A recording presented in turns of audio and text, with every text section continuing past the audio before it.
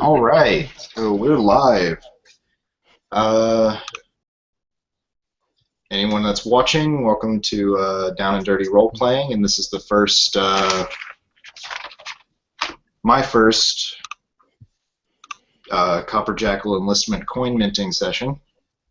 I've got four great guys here who sent me a lot of information about their characters, and I'm Chase, and I'll be the GM. And right before we start, we'll go ahead and introduce everybody around the hangout, and if they have a channel to plug, they can do that. And we will start with Kristen.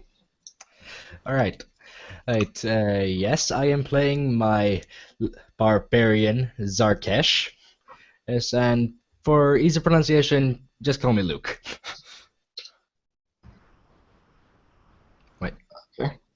Hmm. You want to throw it over to somebody, or Yes. Yeah. Uh, either of the Michaels. I guess I'll go. My name's Mike. I'll be playing a ranger, human ranger. No channel to plug, just general nerd, looking to have some fun. all right? Other Mike, you can go. I'll be playing Merrick Vandergast, a human noble. He is a doctor, and you can find me at Unmade Gaming. It's Unmade Man on Twitter, Facebook, and Instagram. Okay, and with that, that leaves Shane.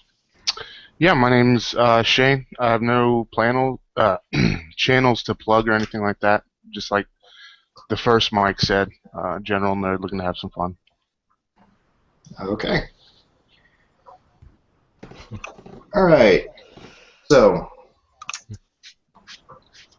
you four found a piece of unworked copper somewhere on your person in your backstories or somewhere in your items, and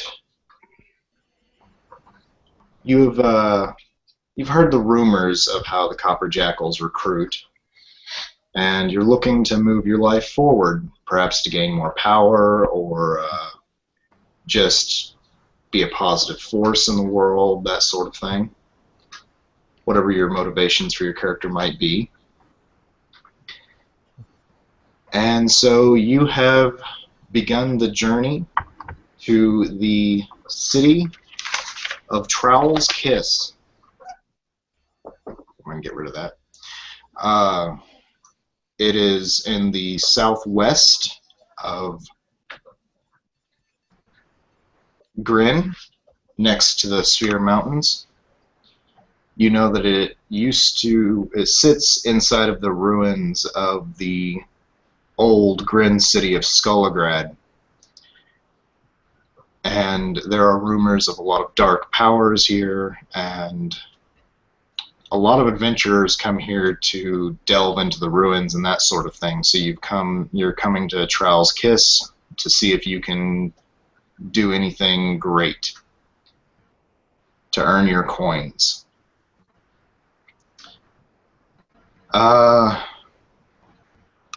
On the eastern side of Trowel's Kiss, there is the East Road, a highway that used to run all the way across the southern part of Grinn, but now it's overgrown. All that remains is hard-packed earth and cobblestone. And the Halus Forest is what is overgrowing it. A large amount of thickets and willow trees, walnut trees, and birch trees. And walking along this road would probably be, we'll say, Merrick. Do you want to describe your character for anyone? Yeah, I actually have a picture of Merrick, so I'll just go ahead and pull that up somewhere.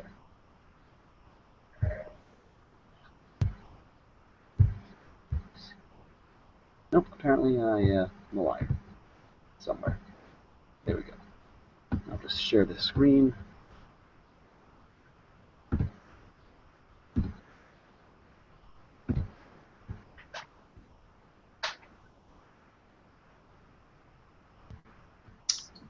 I see me.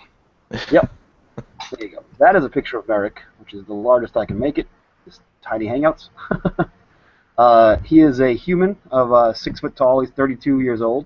He has sweeping blonde hair and a streak of white. And he's finely dressed in what is easily identified as noble's clothing, except there are spots of blood on his collar. His collar is a little unkempt, and he just kind of looks shady in general.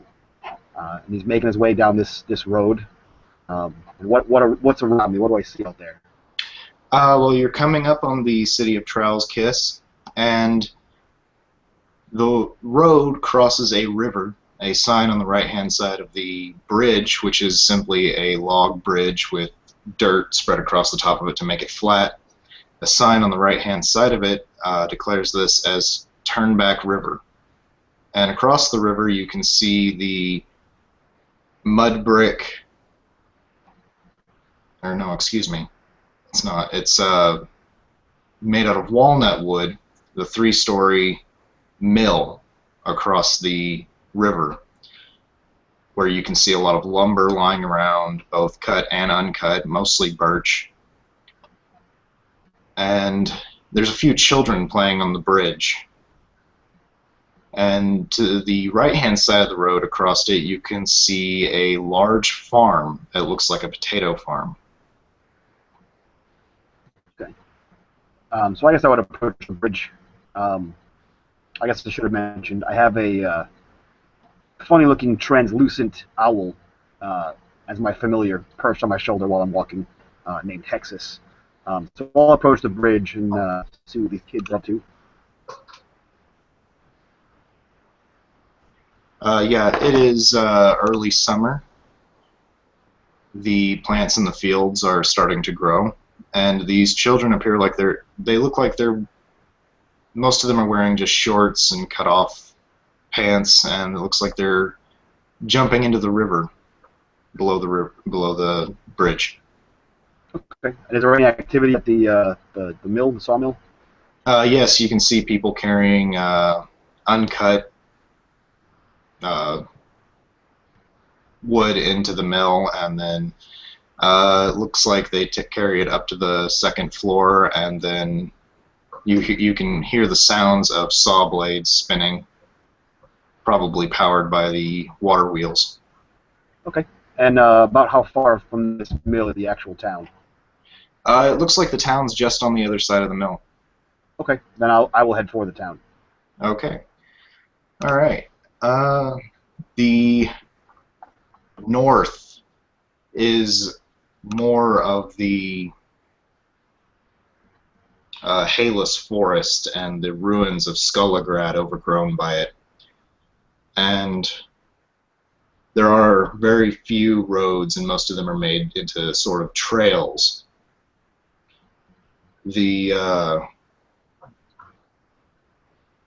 And most buildings have been overgrown and knocked down by these trees that have started to grow here.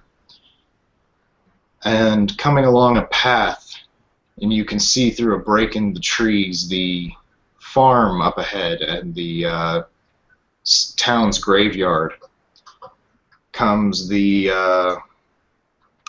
man Klaus. Okay. Klaus will have light brown hair, about 6 feet tall, slender build.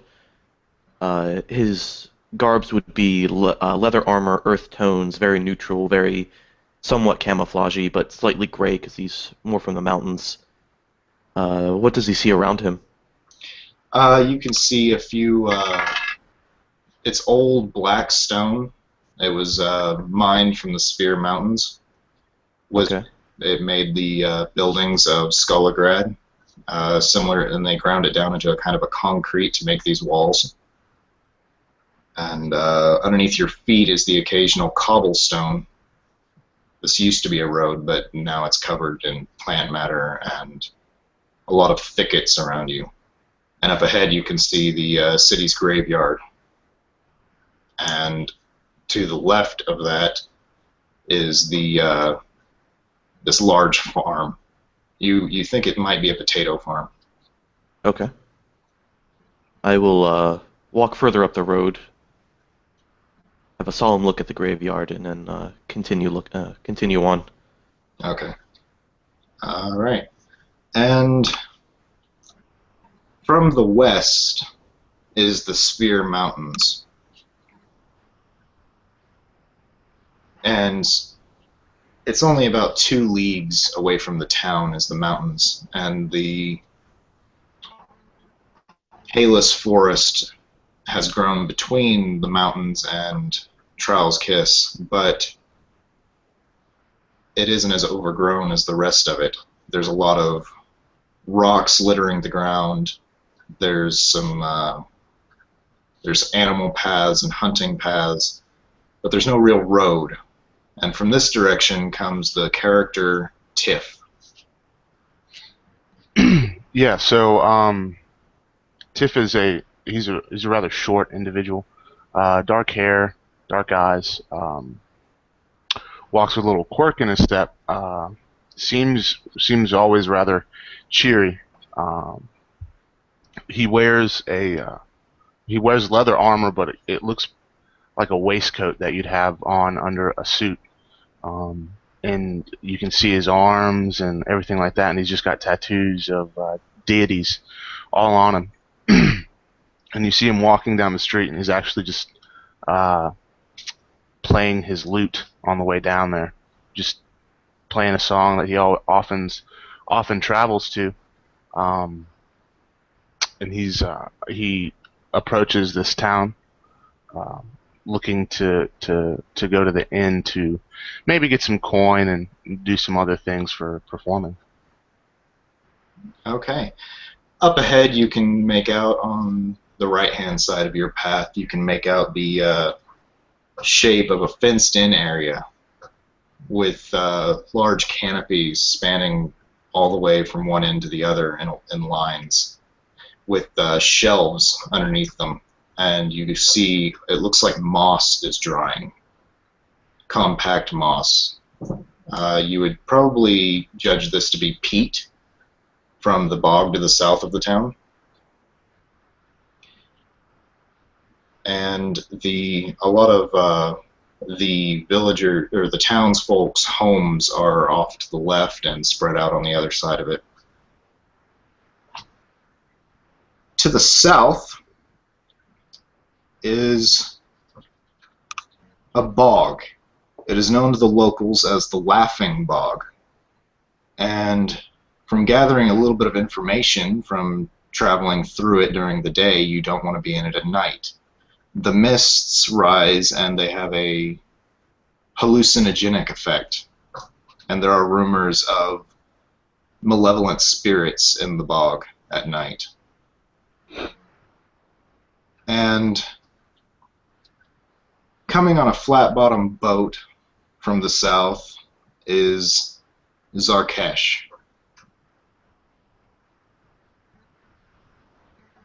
You're muted again. Sorry. So, Zarkesh. He is a very tall dragonborn. And he is dressed in these rough kind of patchwork leather clothes. Of course, more just keep away the heat than to really conceal anything. And what is most striking about this man, Zarkesh, is the fact that, unlike most Dragonborn, who are very distinct in their colorations, this man is just ashen gray, just nothing to it, just the blandest gray you can imagine. And yeah. Okay. The boat is being propelled by a man pushing along the bottom of the swamp with a pole. To your right, you pass by a drained area of the swamp where you can see men working. They're pulling out peat and peat iron out of the swamp, and the man doesn't stop or anything. He just keeps pushing the boat past. And you pass by a few more drained areas where it looks like the peat was already been quote-unquote mined. I don't know the exact word for it. But Then you see the city of Trowel's Kiss up ahead, and you can see flat-bottom boats pulled up on the bank where the water starts to dry out and it becomes less boggy. And you can see the shape of the peat drying racks off to the left in a fenced-in area. And to the right, it appears that there is some sort of building where boats are made and prepared, or repaired. And in the center of town, you all can make out the shape of the town hall, which is a old building from Skullagrad. It was probably a warehouse or perhaps a sweatshop of sorts. It's a 3-story building rising up over the rest of the buildings, made out of black stones, and surrounding it is a covered walkway with arches all around. And just to the south of this town hall is the tavern known as the Peatman's Rest. Alright. Right, so when Zarkesh is in New England on his flat-bottom boat, he just stands up from his sitting position and starts stretching, working out some cranks from sitting there too long. And when the boat comes to shore, he just doesn't waste any time. And he just gets off the boat and starts walking. Okay. Well, Merrick, you will probably be the first one to arrive at the tavern if that was where you were going. Okay. What's in the tavern? All right. The Peatman's Rest is a 2-story walnut building, a very dark wood. The second floor has 4. It looks like it could hold 4 rooms. It's about that big. And as you enter, you see that there's a balcony overlooking the common room. To your right, you see bunks on the far right-hand side of the common room, and to the left, you see the tap and a hallway leading back to where you can see people carrying out trays of food. And across from you is a large hearth with some sort of furry white thing spread out on the floor in front of it. But one of the most striking things in here is that not one piece of furniture matches any other piece. There are tables and chairs, but around every table there are 4 different chairs. Okay. Is there anything unique about the chairs? Are they all just standard chairs? Yeah, they're all just pretty standard chairs. They're just all made differently. Okay. I will. I'll go take a prime seat available right in front of the hearth, and Okay. I pull out like a leather satchel and kind of unroll it, and I'll pull out different instruments, medical instruments, and start cleaning them at the table. Okay. Yeah, as you get over the hearth, there are 2 large armchairs there. One of them appears to be made of some sort of really soft leather, perhaps doe skin. Okay. And the other one's made of some sort of suede. And the white furry thing you noticed is actually a polar bear skin rug. Okay. So pretty haughty in my nobility, I walk right across this bearskin rug as if it doesn't matter, and I pick whatever looks like the comfiest chair, and I sit down in that chair. Okay. And just as a woman begins to approach you, Klaus enters the tavern. Okay. So Klaus enters the tavern. He would see the tap on the left-hand side. He would immediately approach and ask what they have on special. Any special brews? Yes, the barkeep is a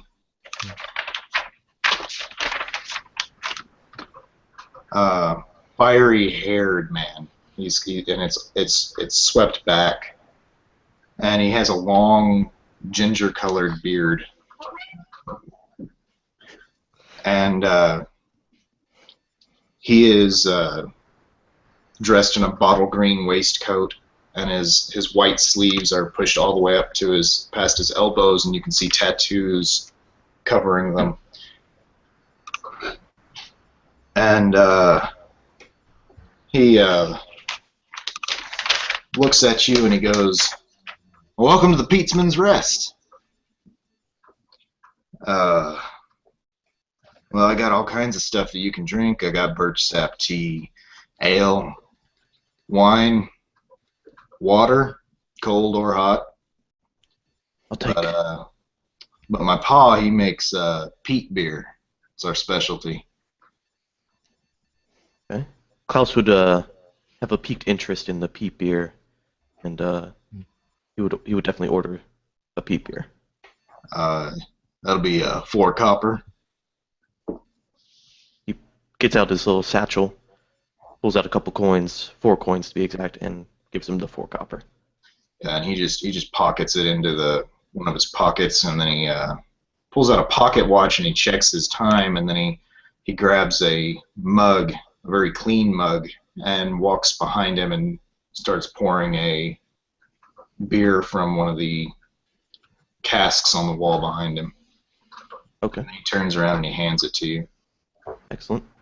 Before taking a sip, I will find a corner table and take the chair that is facing the door with his back to a wall, most preferably. The next person to arrive in the tavern is Tiff. But before Tiff gets to come in, the woman greets Merrick. "Well, howdy, son. What can I do for you?"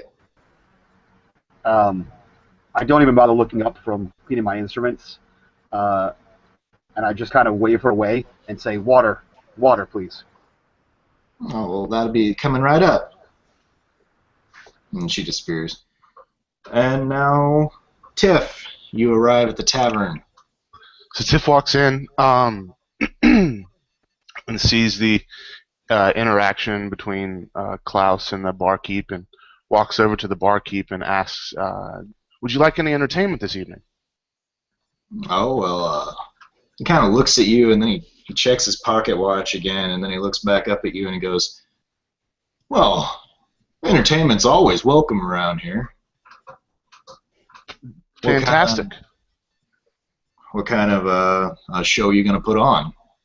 Oh, musical of all, mainly. I have a lute, violin, wind instruments, whatever seems pleasing to the moment.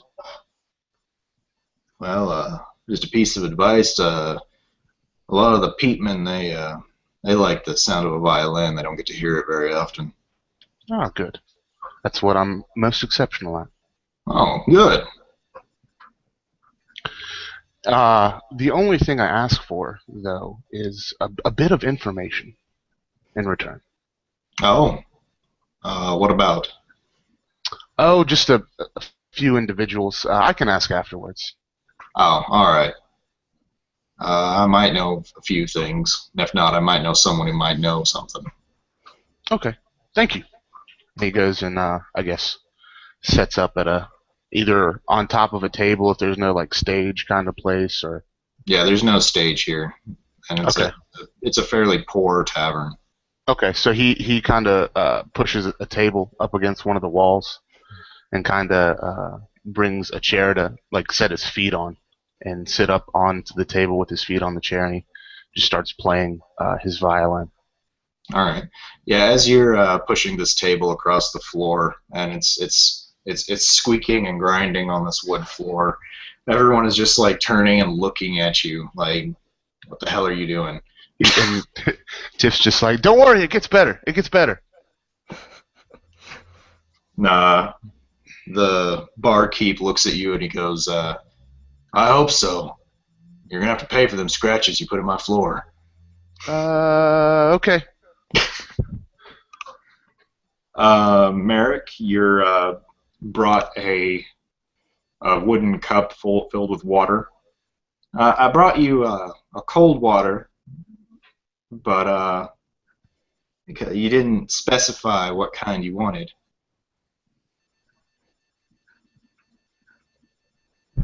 So I take the cup of water and I sit back in my chair. This will do nicely. And I start dipping the instruments into water, kind of cleaning them off, drying them, putting them back in the leather satchel. Yeah. If you look at her, you notice that she's giving you a kind of a strange look, but she doesn't question you. And at this point in time, Zarkesh walks through the front door.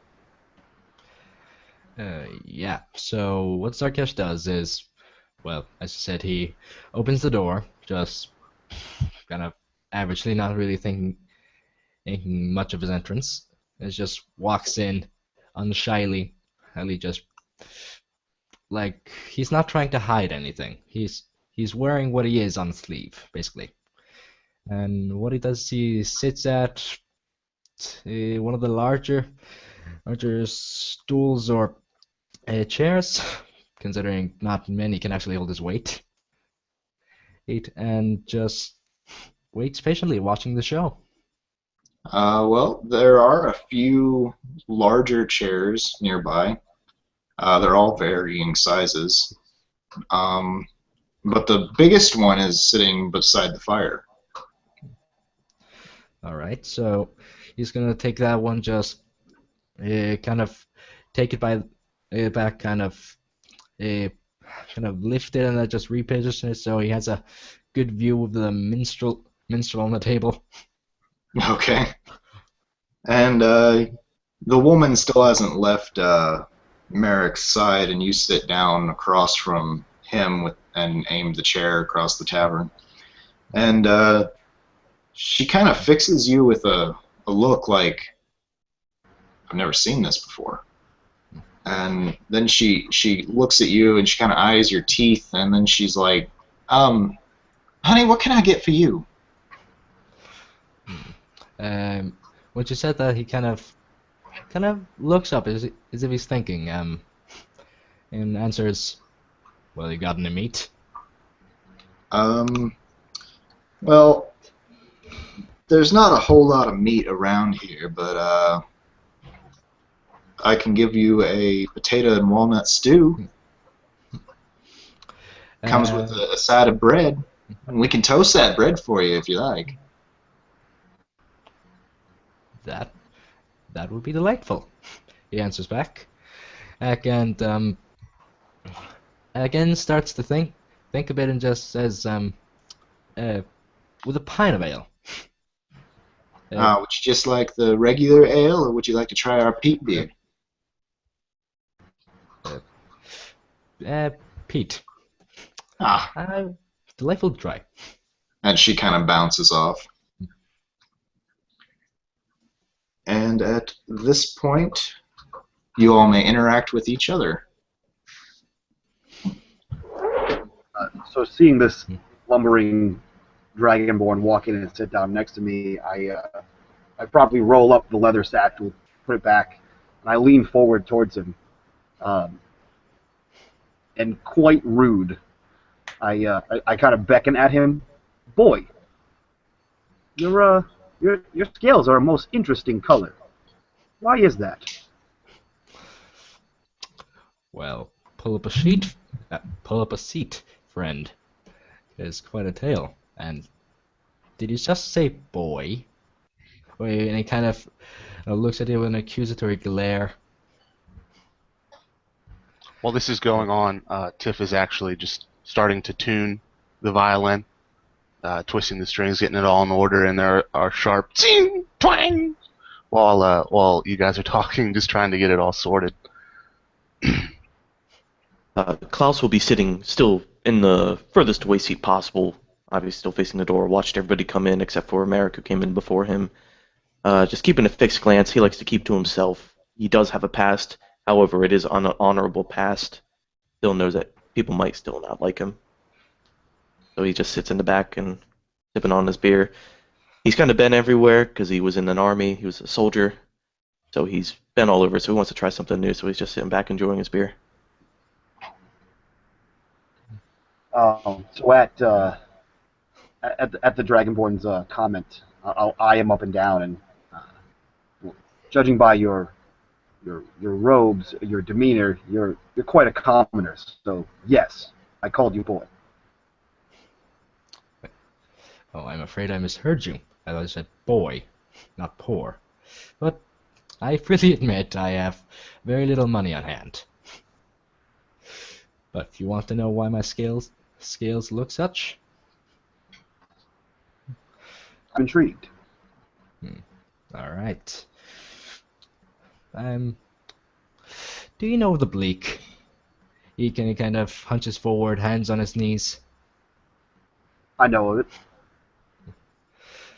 Well, well. During a boss expedition, I was acting as a bodyguard for a rather wimpy noble slash scholar.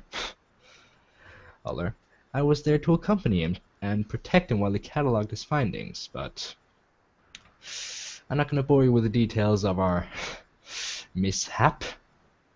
But what you really need to know is I ended up on an island, which I have discovered is called the Visual Rupture by those who know of it. And simply by dwelling there for an extended period of time,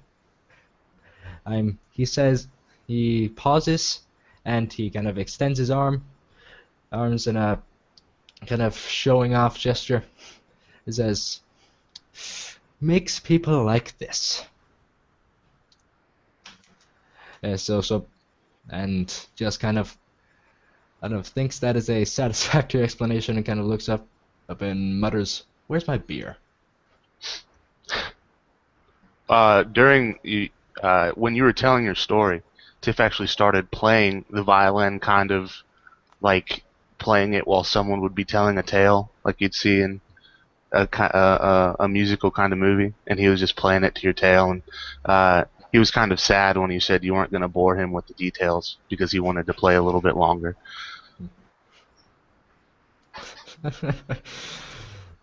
All right. So I kind of lean there. I stroke my chin, looking at this colorless dragonborn, and your tale is quite intriguing. I would very much like to research what could have caused that. And what would such research entail? And he kind of narrows his eyes a bit. Oh, just some potions, or maybe do a sketch, an incision. Nothing permanent.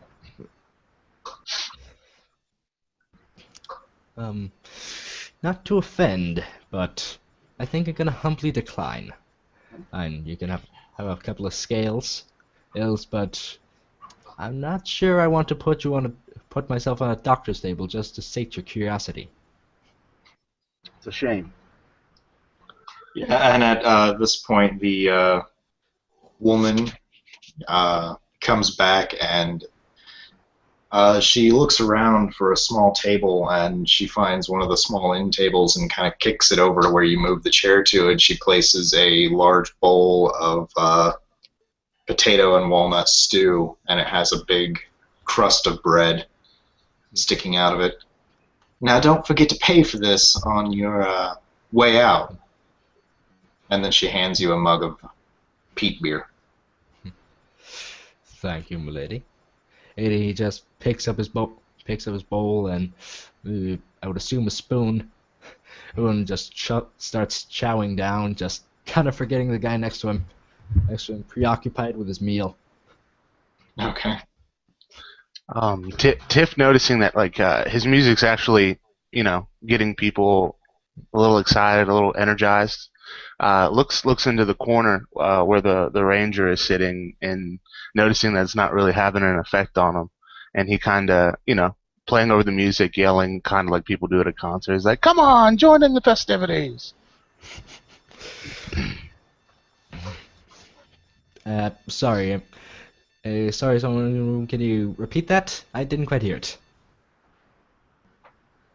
Oh, me? Yeah. Oh, yeah. Tiff, when he was playing his violin, saw that everybody in the tavern is getting a little excited and energized, and in the corner he sees Klaus, kind of just sitting there, not not really getting involved with like the party. And he kind of just says, "Come on, join the festivities," kind of like to get him up out of his seat. Ah, okay. So, having had a bard come over to him, kind of interrupting his piece, he almost spitefully leans a little bit further into his chair and starts to put his feet up on the table. Still just kind of ignoring you, though. Just staring at you in the face. Drinking his And beer. and Tiff, not super confrontational while he's playing his music right now. Kind of is like, okay, back to the fun, and he kind of turns around and goes back to where his little stage. Uh, yeah.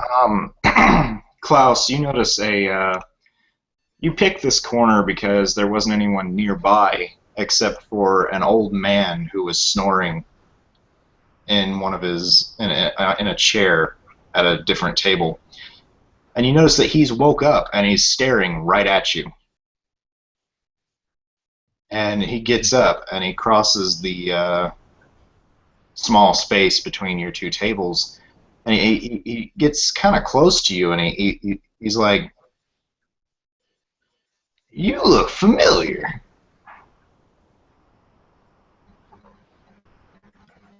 My response would be, haven't been around here much. Not from these parts. Where He's do a I? little bit confused, and he's trying to kind of pass it off a little bit.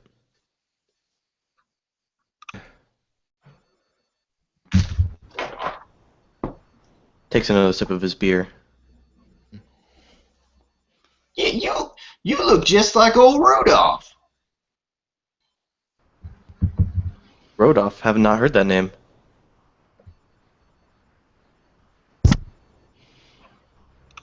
Must Are be you mistaken. I believe you're mistaken. My name is not Rodolph.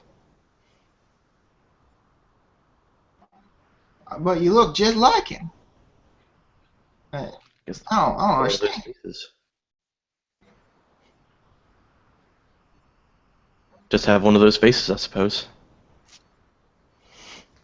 Yeah, maybe. And then he turns and he kind of starts to amble his way out of the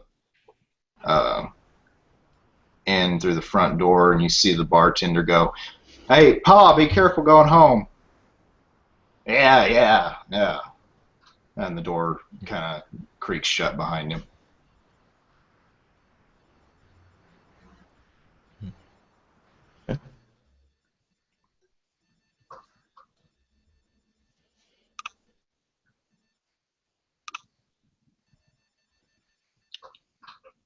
Is it still The focused on me, or? do what?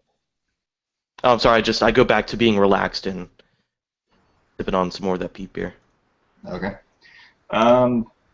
Yeah, as the afternoon starts to wear on, uh, more and more men start to come in. A few of them with their wives, and you realize that these are either the millers or the peat farmers coming back from their workday, as most of them have dirt all over their hands and bits of moss clinging to their clothing. Some of them have blackened faces. It looks like they've been messing with charcoal a lot, and some of them have it looks like sticky hands from perhaps tar or pitch. And they all start sitting down, and they're they're really enjoying the music. They don't get it very often here. But most of them are giving you all a wide berth, all except for the bard. And when all of these, like, as he sees the flood of the 5:30 crowd starting to come in, um, Tiff is just like, "Oh, we're getting a crowd, yes!" Like super excited that he's just getting to perform in front of a whole lot of people. Yeah. But he's starting to get tired. Does anyone else want to do anything? Yes, so this is purely roleplay, but Zarkesh is with is pu- is seriously enjoying the show, and so he thought he'd join in. He picks up his rather big flute out of his backpack, made of animal bone, and starts playing in chorus, or with the bard's current song. I'm just kind of harmonizing. And Tiff is brought aback slightly, but not in a angry sort of manner, like in an excited sort of manner, like when somebody plays a song and they have a random artist come on stage and sing with them as well. And so he's actually pretty jazzed up about having another person, especially since he's starting to slow down. Yeah. So Zarkesh is surprisingly good with a flute, considering he doesn't have lips. Right. Yeah, so I would say Anyone this is else? a pretty Klaus would have gotten up at this point, walked back over to the bar, put his empty tankard onto the bar, requesting another. And while he's waiting for his extra beer here, he would request a song from Northern Innes. He wants to hear a northern song. Okay. Tiff hears the request and stopping the music he's currently playing to take a rest. He asks, which instrument would you prefer, lute, violin, or ocarina? Ocarina sounds fine. And he kind of takes it out of his pack, and happy that his arm gets a break, especially after playing for a while. And he kind of sits there and he says, "My gray-skinned friend, you can join me as well if you'd like, but I don't know how traveled you are." And while you're taking your rest, the woman comes up to you and she's carrying a bowl of the potato and walnut soup, and she sets it down on the table beside you and goes, "My name's Maddie, and thank you for playing tonight. This food's on the house." "Oh, thank you, Maddie. Thank you so much." And he kind of starts to eat really quickly. And you're standing there at the bar, and the bartender turns around and he's refilled your peat beer, and he slides it across the bar to you, and then he holds out his hand and he goes, his heavily tattooed hand and arm, and he goes, "I'm Gideon Jacobs. I'm the proprietor of the Peatman's Rest. What's your name?"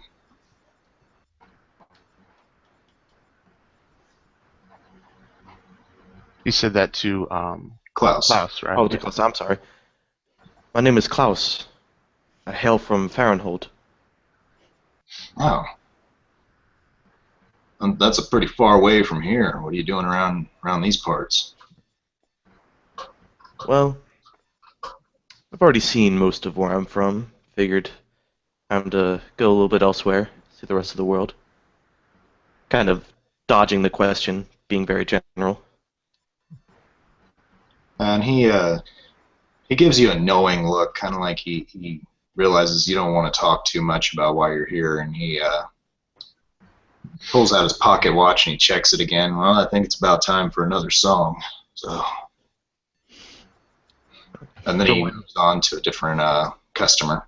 Before leaving, I was going to pay for the beer, and while he's reaching for his coin purse, you would see a small, shiny metal insignia, for better word. It's his military rank insignia on the inside of his cloak as he's going to do that, and he slips 4 more copper with an extra copper on top because he's enjoying the beer. Okay. And hearing his cue, Tiff stops eating because she was very hungry, and picks up the ocarina and starts playing this song of Northern Innis that he is kind of winging because hasn't been in Northern Innis very much. So no one else can tell that it's not from Northern Innis, but you maybe can tell that it's not exactly one of those songs. I would think Klaus would know, and figuring you probably he might let it slide, just kind of roll with it, and kind of cheers you a little bit, and goes back to his table. Yeah, all the while he's playing it, he's kind of giving you those eyes of like trying to gauge your reaction the whole time, kind of thing. And seeing your encouragement continues on. So hearing him play a song of Northern Innis, I wince every time he kind of wings it, and I stand, I move to Klaus's table once he sits back down, and I kind of sit there and I kind of make myself at home as if it was my table, and I say, Farenhold, eh? I too am from Innis. The northern area. Where from? I know the Vandergast family.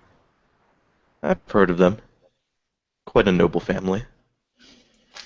Well, I am their firstborn. Kind of. And having been from the area, he would recognize that, and he would actually just name you. You must be Merrick. This is true. What brings you to these parts? Well,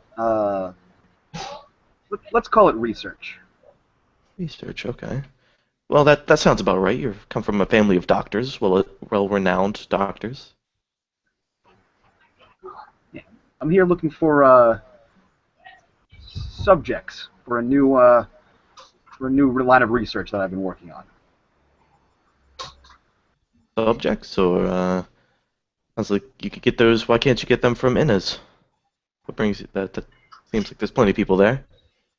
You know, anonymity, all that. It's easier to go where people don't know you. Well, I can agree. It's nice having people around you who don't know who you are. And I kind of just sit back at his table and watch this minstrel fail at playing a song from my homeland. So, yeah, Zarkesh is gonna take you up on your offer for another duet, but before he starts playing, just gonna, since nobody said what the song is called, he kind of tries to remember the rhythm, and he picks it up and takes his flute and starts playing in tandem. And Tiff kind of gestures him over and in a pausing moment takes the ocarina out and says, "Come, please, stand by the table." And he puts it back, and you're standing next to him while he's sitting on the table playing, and at that point you guys are even height. Yeah. Because he is he's about 5'6". Yeah, this guy's towering. Mm-hmm. Absolutely huge, both in bulk and in height. So they continue on the song, and Tiff is noticing the wincing coming from the man who just sat at Klaus's table, and tries to change up the part when he sees him wincing, and try to changing it to something that maybe fits better, maybe it doesn't fit better. Yeah, when you do that, it kind of throws Zarkesh off for a minute. He misses a few notes, but he quickly picks it up, not making much of it. Although it is kind of like a cat scratching out a chalkboard when he makes those notes. Yeah, could you two give me a D20 roll? Yeah. Bonus to it? Modified by anything? Yeah, your proficiency bonus. Okay. You want a performance check or just a proficiency? Yeah, for you it'd be performance. Okay. Does Zarkesh have performance, or No, just charisma. just add your proficiency bonus to it then? You're not going Alright. to get your charisma bonus. Let's say 16. For me, it's a 20. Yeah, you're probably keeping pace with him, barely missing notes at all, even though you have no idea what he's playing at this point. And the crowd doesn't recognize the song what it's supposed to be at all, and they're just so satisfied with having someone here playing music that they don't even care. See some of them stomping along with it, and then like the tune changes, and then they're just like, "What's going on?" And then they kind of pick it up again. And as the song is winding down to an end, Tiff just as it tapers off, takes it out and says, thank you so much. I won't be here all week, but thank you. Yeah, you receive a lot of applause, And please show some to my gray-skinned friend here. yeah, they're looking at both of you. Mhm. So, Alright. the night begins to sort of wind down, and you can hear the pattering of rain outside, just a little bit, not just kind of a drizzle. And you're probably playing a little bit more music, switching between instruments, and people are dropping a little bit of coinage onto the table next to you. And the old man doesn't come back in again, so Klaus doesn't have to deal with that. But you're in the middle of a song when you're just interrupted by the door just slams. And silhouetted against the night is this, and the rain, is a young man, late teens, maybe early 20s. And his armor looks like it's about 2 sizes too big, and his spear is muddy and covered in wet rain. And he looks around at everyone in the bar, and he goes, Is there any adventurers here, or anybody that can hold a weapon? Klaus So- would stand up immediately, and he does have weapons on him, and he would ask, "What is the matter?" And yeah, the barkeep is kind of moving around the bar, going, Nathaniel, what's wrong? And Nathaniel doesn't look at him; he looks at you, because the barkeep doesn't have any weapons, but you do. And he looks at the great big dragonborn, and he's taken aback for a second, and then he looks back to Klaus, and he goes, Sheriff Clara, she's gone north into the woods. The men that came and they took they took little Sarah, and now she's gone after him alone.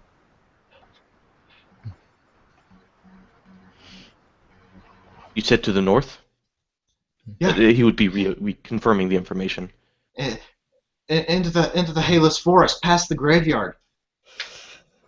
At this point, I would turn to the barkeep and ask if there's any lawmen in town that he can go to. He looks at you, and then he looks back at Nathaniel, and he goes, just him and Clara. Just Deputy Nathaniel and Sheriff Clara is all that's here. Okay. And then, who took them? What did they look like? I didn't get a good look. I just Clara told me to run and get help. How far up? How far of a run? She chased him off into the woods, and they couldn't have gotten far. I ran here as fast as I could. At the mention of a graveyard, Merrick straightens up and kind of looks over, kind of nonchalantly, sort of paying attention now. Alright. And Tiff, hearing this tale, kind of jogs a memory or some information that he's learned on his travels. and he becomes interested as well as into helping. Okay. Yeah. This wild-eyed, basically boy, looks at you and he notices your sword on your hip and your bow nearby, and he goes, "Can you help too?" Yes, I will definitely help. And you're intimidating. Can you come along? Oh, please, you flatter me. He was looking at Zarkesh. No, that's what Tiff would have said. Oh, all right. Yeah, Zarkesh, well, since pretty much this entire ordeal, just struts over to get his backpack, and just takes his glaive out of his holster and just lets it on his shoulder and just says, then it was getting boring anyway. And then he kind of looks past Zarkesh and Klaus and Tiff, and looks at the other man who's still sitting at the table, who is very interested in the tale now. And he looks at you, but he doesn't see any weapons. But you're foreign. You're not from here. And he goes, "What about you? Are you coming?" And I stand with everyone else, and I kind of pull out one of my scalpels. I do one of those, wipe it off my shirt, and say, "Someone could use medical attention." I slide it back in my pocket. Great. Come on, follow me. And he just turns and bolts out the door. All right, so I'd say, or I imagine Zarkesh would go out first, just easily keeping pace with the guy. Yeah, your long legs easily keep up with this short human. So. Yeah, just really excited for some action after about weeks in the wild, not having to fight anything more than the common wolf. Klaus, former soldier, he's still very much in shape. He's able to keep up as well, I'd say. Yeah. I'll follow well. Tiff had to run back and kind of pack his instrument up, and as he was running out, he said, "I'll pay you back later." Don't worry about it. Just save Sarah. And he's out the door, trying to catch up to these guys. Yeah, you don't have a whole lot of problems catching up. Nathaniel is he's very tired. It seems like he doesn't run very often. But yeah, he runs out north of town. The ground's starting to turn muddy as this drizzly rain is coming down and filtering through the willow trees and the birch and walnut trees. One of you might almost trip on some walnuts that haven't been picked up because he's taking you farther north into the forest on one of the trails.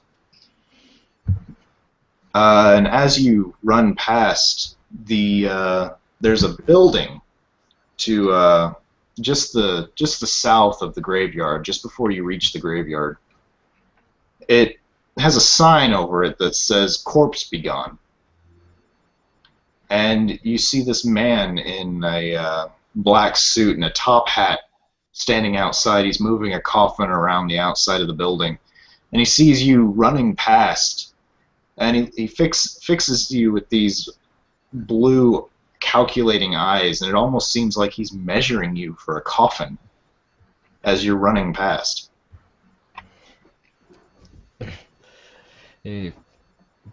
So yeah, just when we pass this old man, and I would just, when he's sizing us up, is just kind of shudder.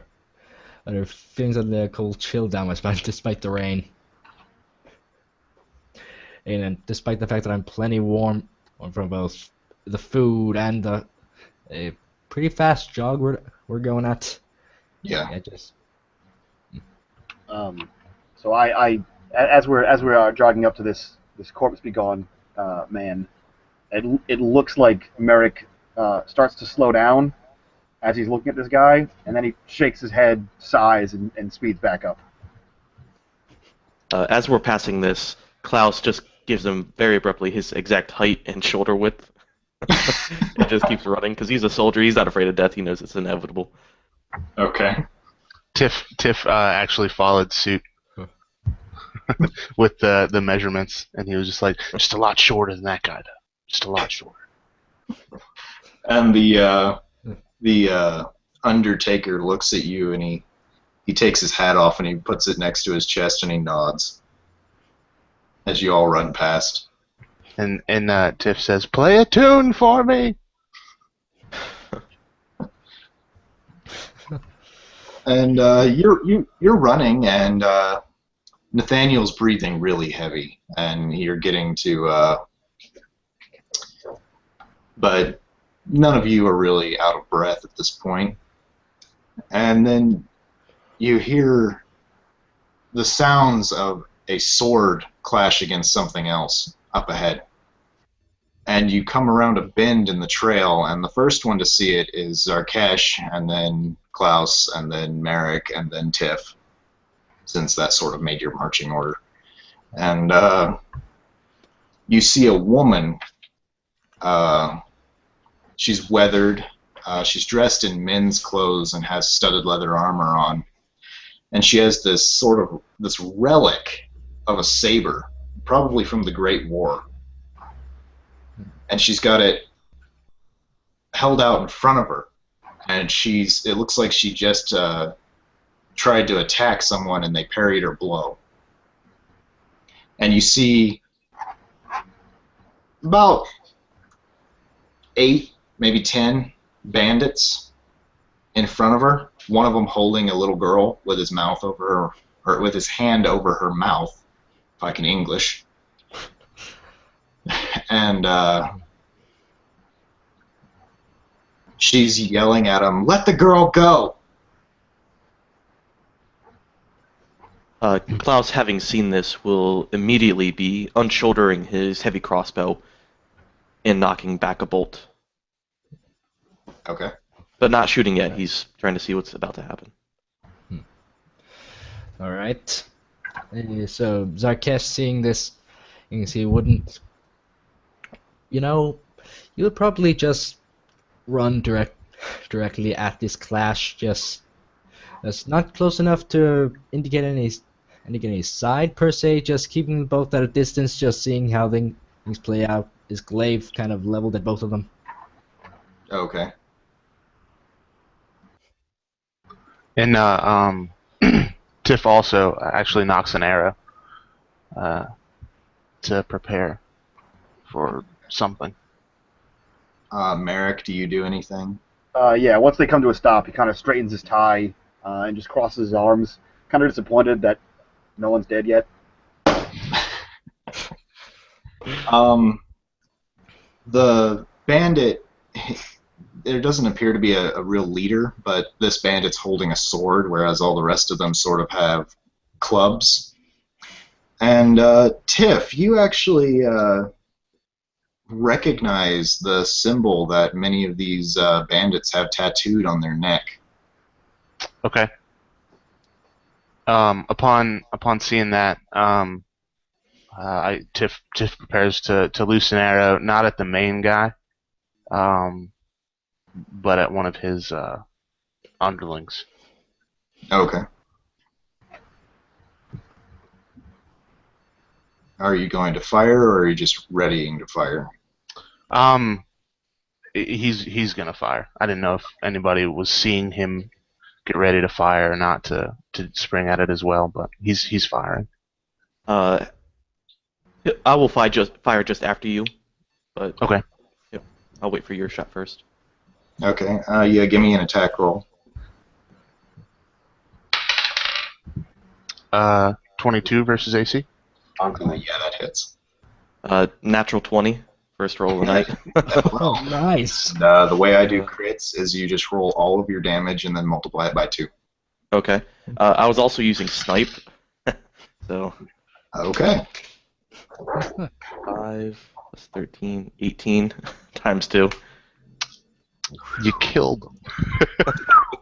I did 4 points 4? of piercing. Yes. Yeah, the one you shot just where were you trying to shoot him at? Or Since it wasn't the main guy, I was shooting to kill. Okay. Yeah, But he reaches up and grabs his throat where you were aiming for probably the tattoo or something. Mhm. And Klaus, it's like a perfect headshot. Just the arrow just goes straight through this guy's head, and he just goes completely still and then falls to the ground. And then the guy with the sword looks at all of you have just come around this bend and around this thicket, and he's like, he holds his sword out in one hand. In one hand he's kind of holding it, and the other bandits are staring around wide-eyed, and the one in the back takes his hand off of this girl's mouth and takes a dagger and puts it right up to her. And the guy with the sword is like, hey, stop! We'll let her go. Just give us someplace safe to go to. Zarkesh, which I assume was kind of in the front, looks at him quizzically, kind of tilting his head and asks, "What exactly is going on?" Not lowering his glaive, just kind of looking at him, deciding whether he should kill him or not. Yeah, and this woman that you probably assume at this point is Clara, the sheriff, is looking around at all of you and looks at Nathaniel, and he kind of nods out of breath. And then she turns back and goes, shit, I had it. No, I had lost it. Let Sarah go now. And no, you gotta let us go somewhere safe first, and then we'll let the girl go. Why is that a term? Zarkesh asks, still with that little questioning tone. And Tiff follows suit and says, "Safety from what?" The boss, they killed the boss, and now and the rest of us, and we're all that's left. And Who's the boss and who killed him? well, it was Siegfried. We don't know. Is it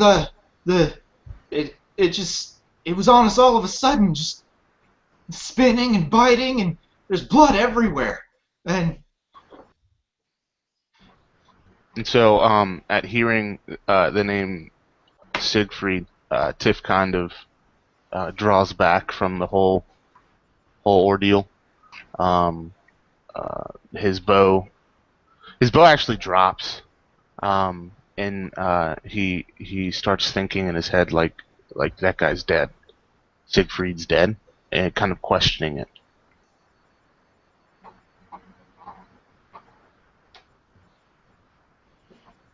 anyone else? Fawcett will still be pulling back another bolt in his crossbow, but not directly aiming at anybody, just having it ready. Okay. And the sheriff turns and she looks at you all, and then she looks at Merrick, who is obviously the noble of the group, and goes, "What do you think?"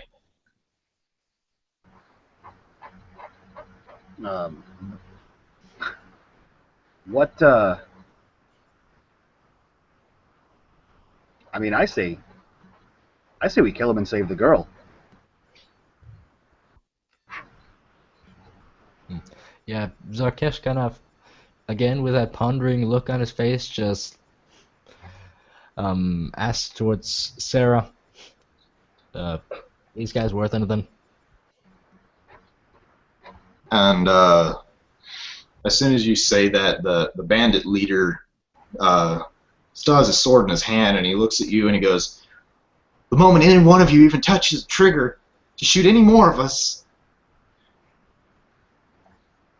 Bob will slit her throat."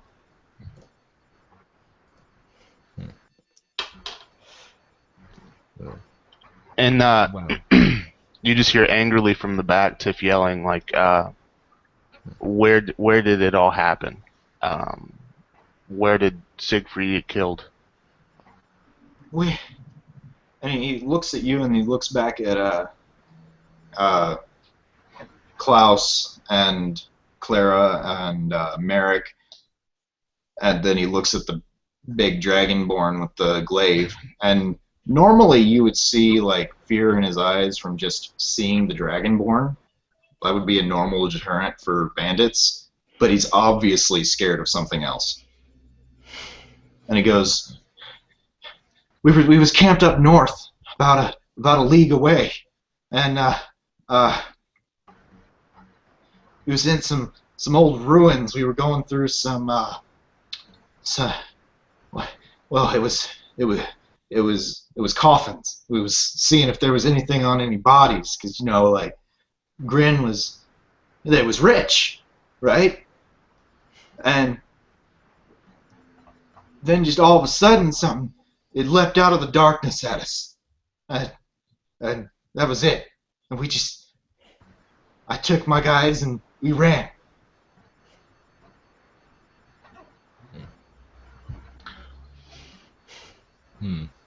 What was it? What did it look like? Klaus would say as he's still kind of shouldering his crossbow, but not exactly aiming at anybody. I didn't stick around to get a good look at it. Any colors? Any shapes? Sounds? I think it was a human, something like that. But it was pale, but that's all I saw of it. But it was fast, too fast.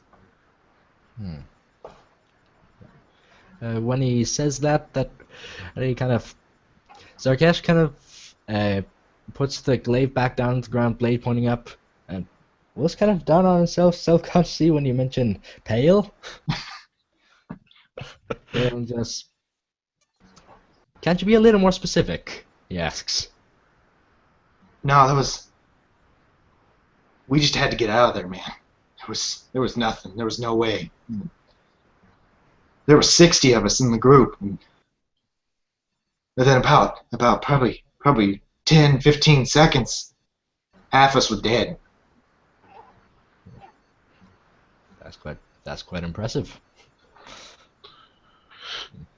Any weapons? Challenge. Out of character, did we notice that the town had some kind of prison or anything like that, like anywhere to keep ruffians? No, you didn't see anything. So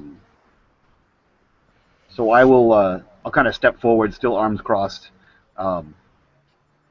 So you let the girl go, and show us where these corpses, your friends, this monster was, and we'll see if we can take care of it for you.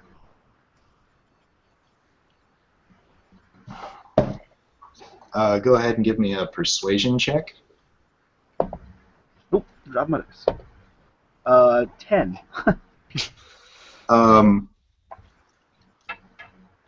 We're not going back there, man. I don't care who you are. And the Tiff says, then just let the girl go, and we'll head there ourselves. No one will chase you. No one will come after you. No one that we can control. We need somewhere safe. We need. And he says, holding that girl captive with a dagger to her throat is not going to lead you anywhere closer to safety. Well, there's safeness in the grave. Shh. Tiff said. Yeah. At this point, Klaus is now eyeing the man holding the girl hostage. Not shooting yet, but he's targeted. You're aiming your crossbow, and this guy actually kind of moves behind another guy, and he's looking right at you, and he kind of pulls the dagger up against her throat, and she kind of squeals. Yeah, and Zarkesh kind of says, to kind of back up Tiff's point, and says to the main guy, like, well, it seems we're at an impasse. We won't go. You won't let the girl go, so we're not going with her. And you're not going to go anywhere until you let the girl go. And that monster is probably I mean, pretty close right about now. Yeah, go ahead and give me an intimidation check. Alright. Oh, 19. That's a 23 total. Yeah, he looks at you and he looks back up the trail where they obviously came from, and he's like, "You think it's coming? Think it followed us?" Well, I have fought quite the wild animal in my time, and once getting a taste of blood, it's not going to stop until it's gotten more. It wasn't no animal, man, but maybe you're right. Uh, yeah, Bob, let the girl go. Uh, yeah, so you see, we're letting the girl go, and Bob just kind of he takes the dagger away, and it's not quite roughly puts the girl down, but it's not nicely either. And she runs over to Clara, and Clara kind of passes her back to Nathaniel. Her saber's still out. So now you're gonna give us somewhere safe to go, right? Right? And I guess Tiff looks over to Clara and he says, "She knows the land better than we do." Klaus would say, "A bandit's a bandit's a bandit." Kind of I guess it would sort of be intimidating. He's not afraid to take out bandits. That's what he used to do as a soldier. So, despite them surrendering. All right.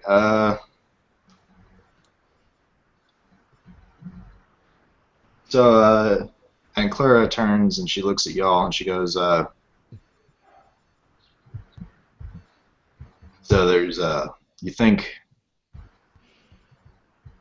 they might steal from us some more. So what do you think? Should we do with them? Well, Klaus, I guess instead of what I said before, he said he would say that now. Saying he's unafraid to kill them. All right. But Tiff kind of chimes in as well, and he says, "Well, they may be useful to get some sort of information out of. So we may not want to kill all of them." And he actually tries to say this like quietly, because obviously they don't want to hear about them being killed after they just gave up this person. Okay. It doesn't seem like any of them are particularly paying attention to you while you're quietly talking to the rest of them.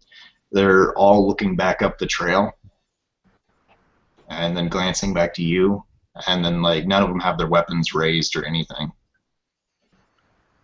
And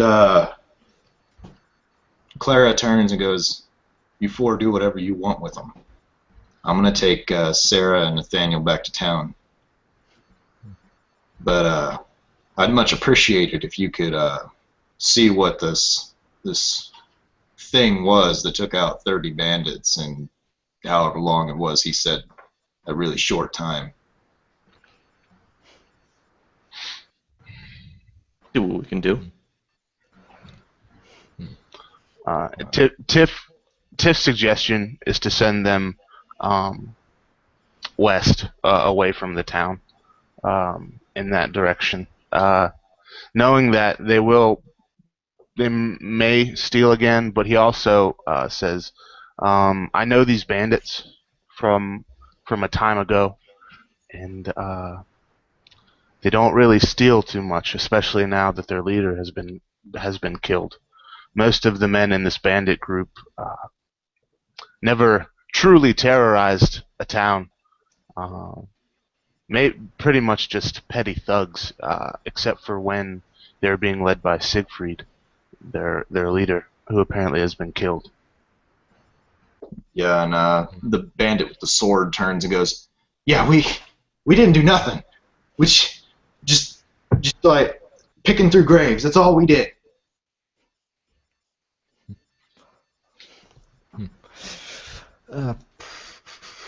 So Zarkesh, well, he for one and says that he's not going to kill them. No sport in killing a helpless man. And he kind of suggests that he scout ahead, though not physically. He has a sort of, he says, he says, well, I can check on ahead. That owl of yours. I think I could make use of it to see what we're up against. Looking at Merrick. And Hex's kind of shifts. Okay. I kind of send the owl aloft. Alright, so this can take a little time to repair. About 10 minutes.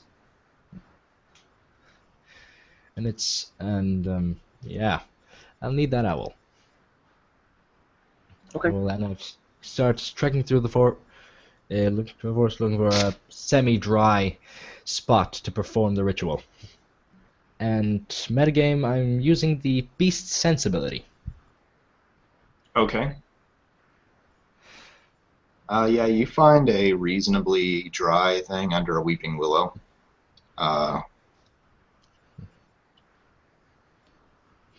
Alright. So, Zarkesh starts setting up the ritual, taking some herbs and uses the tip of his glaive to start writing symbols into the mud. Mud in a rather large circle. And he just starts chanting, and eyes closed, just this small voice chant in Draconic. Okay. I guess- While he's doing this, the bandits are standing there, and they're looking at you three, and Clara goes, "All right, I'm leaving now." And she turns and she points Nathaniel, and she picks up Sarah and carries her off back the way they came. And the bandits look at you and they go, so we're free to go, right? Klaus would look to Tiff a little bit and say, you can confirm these guys will not be so much of a hassle without their leader. And Tiff looks back at him and gives him a very assured nod, and saying, "We also have pressing matters to attend. It looks like."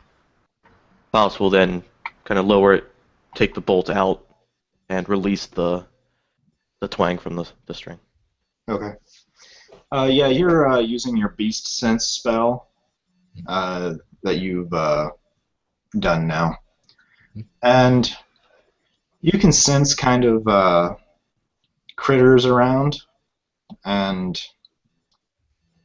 maybe some deer, but you're not really sensing anything particularly dangerous nearby.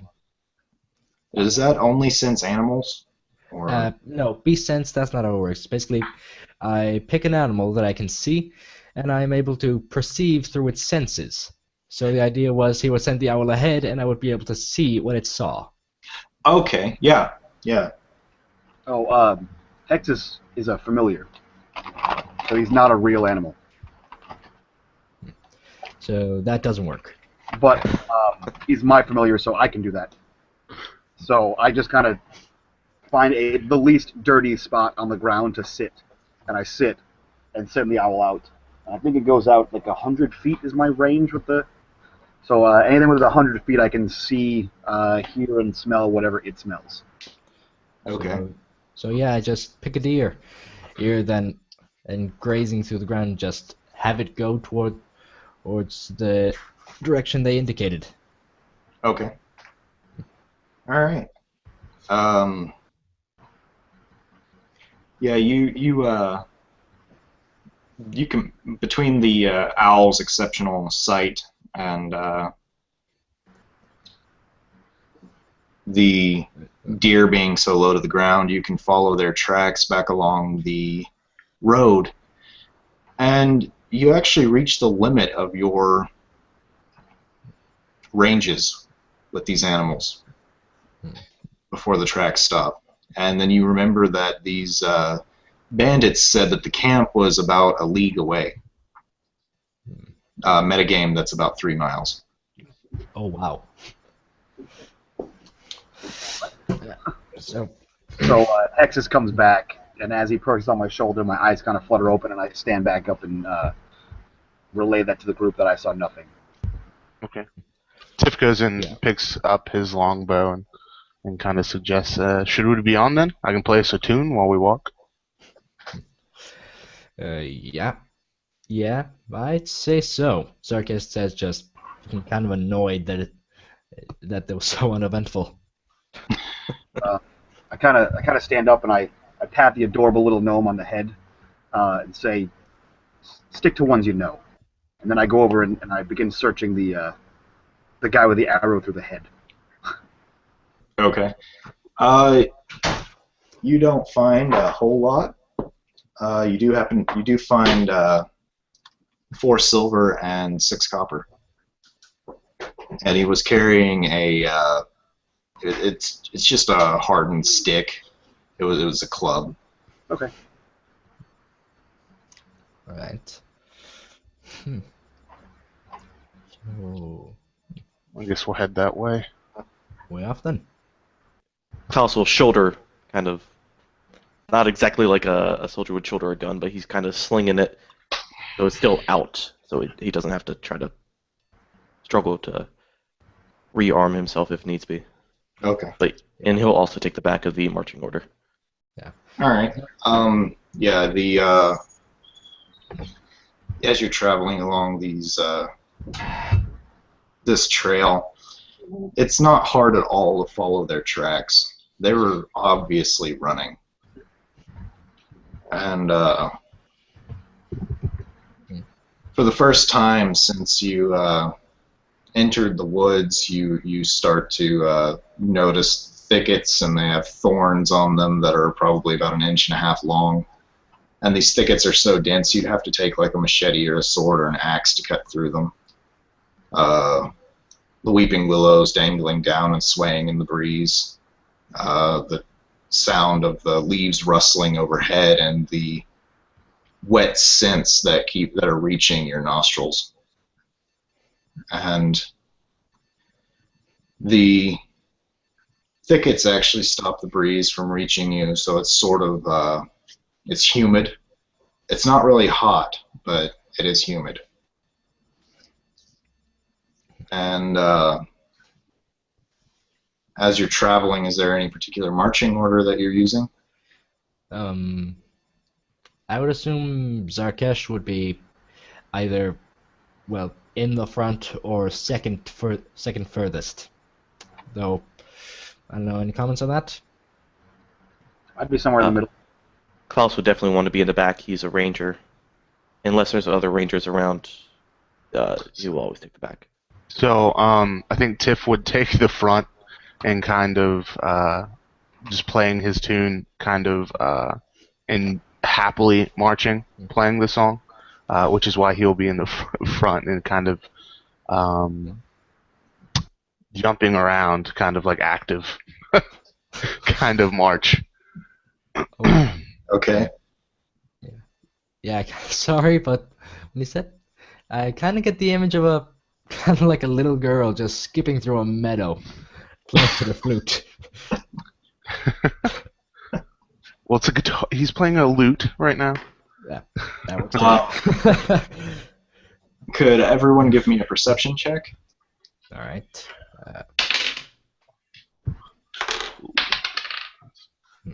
14. 16 for Zarkesh. 4. 13 for Tiff. All right.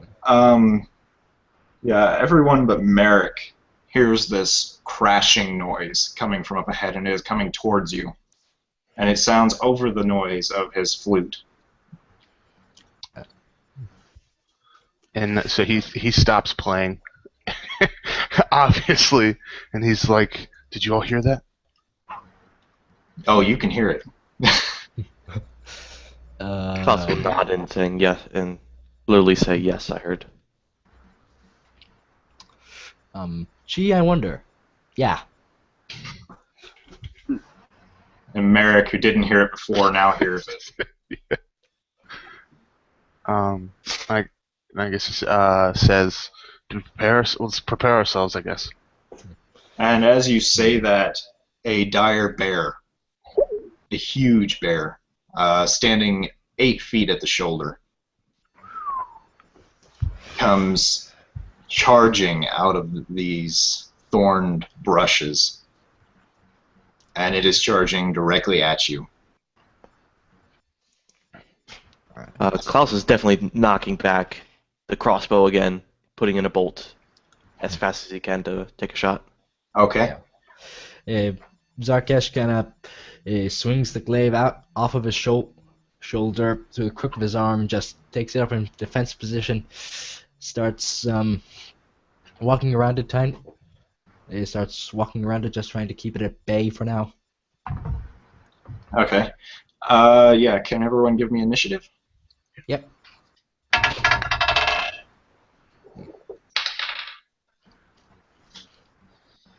10. 12. 14. 19. Okay, so Tiff's was 12. Klaus Tips was 19. 19. Yes. Zarkesh is 12. Zarkesh is 12. Okay. And Merrick was what? 14. 14. All right, so Tiff, you will get to go first.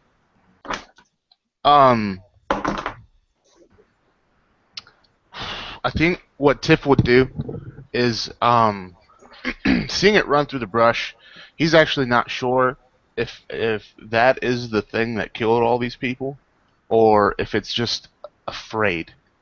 And so what he's going to do is actually cast Speak with Animals.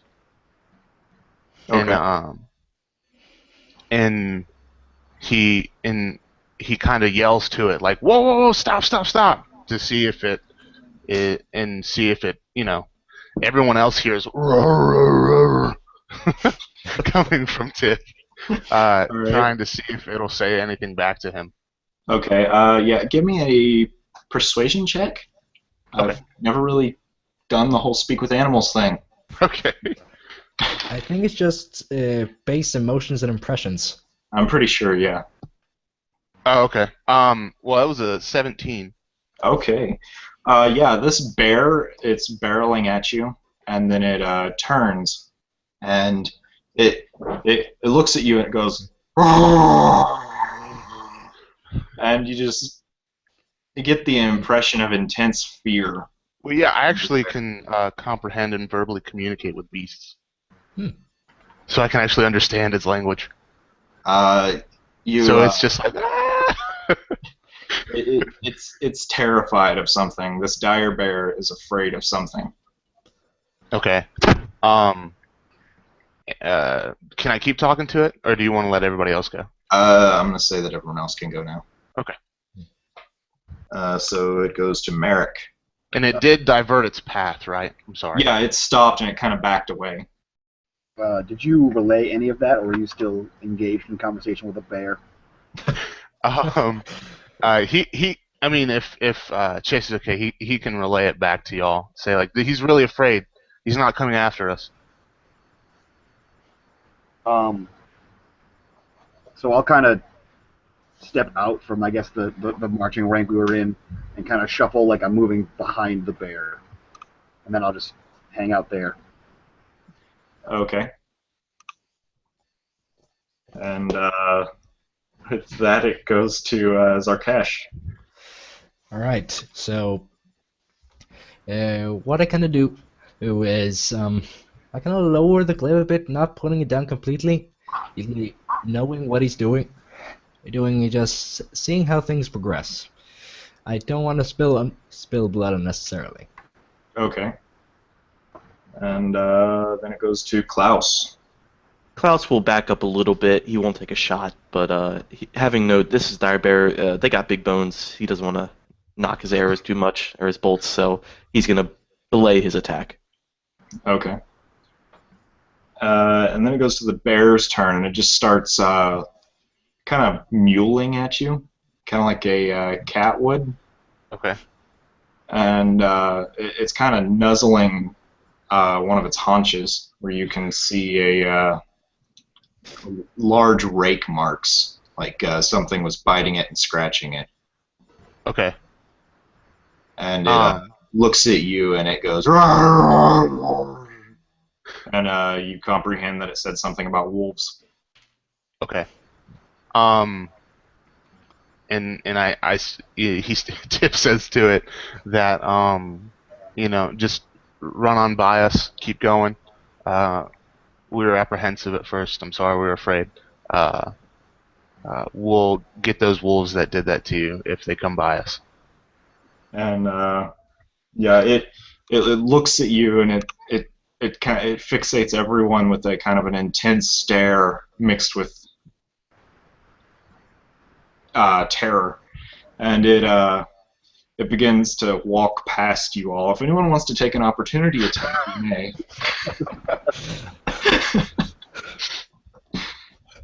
And then it just takes off running as soon as it's past Klaus.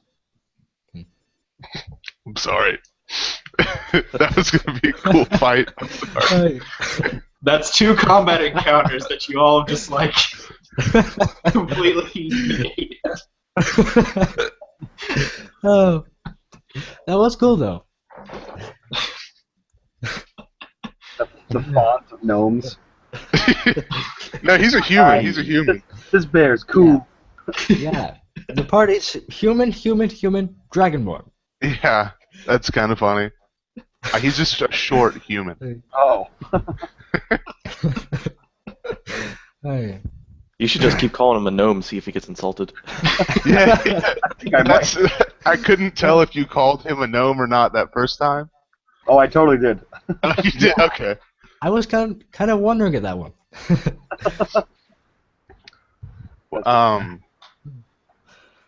And Tiff kind of looks at Merrick then, remembering his gnome, and he's like, "You never seen a gnome do that." All right. So do you all just continue on your way now? I guess we can. Was there a separate path that bear was coming from? It made its own path. Yeah. So does that seem like it would be a better way to go, as opposed to probably not, because it crashed through all these thorn bushes, and then the thorn bushes kind of went back the way they were. Okay. Like they fell back across the path it kind of crashed through. Okay. But it looks like it came from the general direction that you've been heading this entire time. So.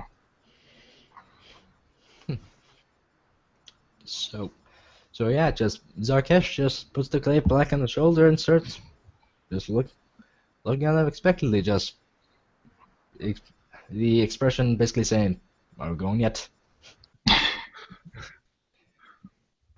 I guess Tiff will go to the front playing the lute again. Like nothing ever happened. Okay. Klaus takes out the bolt, puts it back, releases the pressure on the string. Okay.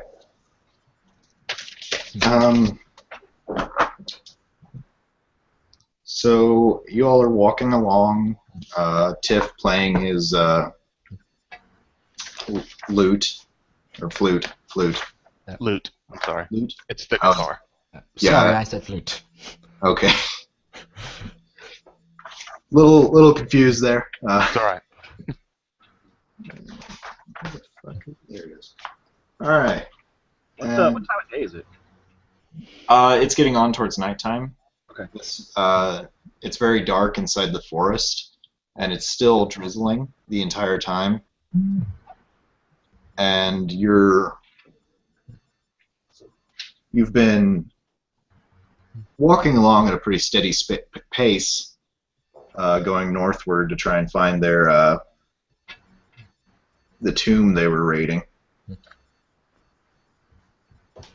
And you've been walking for close to an hour. You think you've gone maybe about a league, and just shy of it. And you start to feel cold when you get into this area, but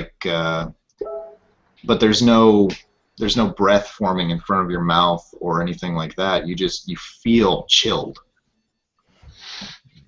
When suddenly, over the sound of Tiff's lute, you can hear the chirping of bats as several swarms of them descend upon you from the trees above.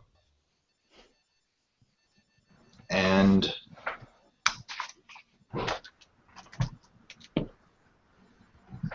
we're going to use the same initiative that was last time. Alright. And Tiff, you can do something. Tiff doesn't like bats, so he's not going to try to talk to them. Okay. He It feels bad about avoiding several combats. He's not going to talk to them. He's afraid one of them might be named Bruce. So, I think what he does is he'll either like start like trying to clear him away from his face, and as he does that, I guess he pulls out his rapier and tries to stab at one that's like coming towards him. Okay, give me an attack roll. 15 versus 16. That hits. And 6 damage. 6 damage. Yes, sir. So I think he like stabs at it and catches a wing. Yeah, you stab outward and you pull your rapier back down and you've got a bat kebab on it. And then it goes to Merrick. So how many bats are there? There are 4 swarms. Oh, okay. So you see me pull a large tome that's bound in chains. That was kind of on my hip. I kind of pull it out. The chains release and it opens. And a ghostly hand forms in front of me and lashes out at one of the swarms of bats. And I will be using Chill Touch to attack. Okay.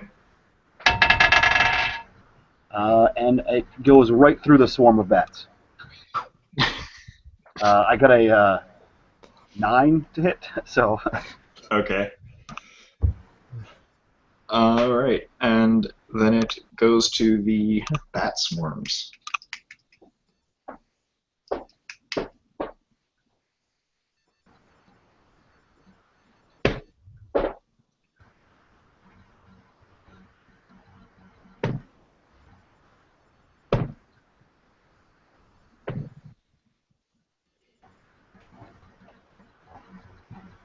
The swarms come in swooping down, trying to, some of them get in your face and net in your hair, and they're trying to bite you, but it seems like most of them are just kind of like grabbing onto clothing. But except for this swarm that hits Tiff.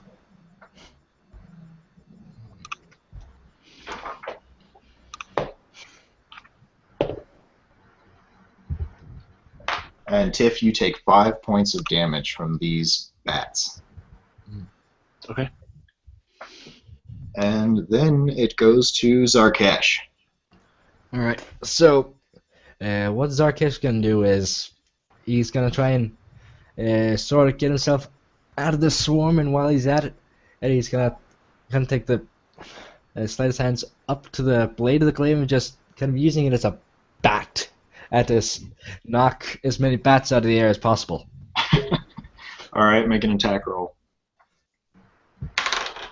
Natural 20. Oh, so roll your damage and double it. Alright. That is a 24 total damage.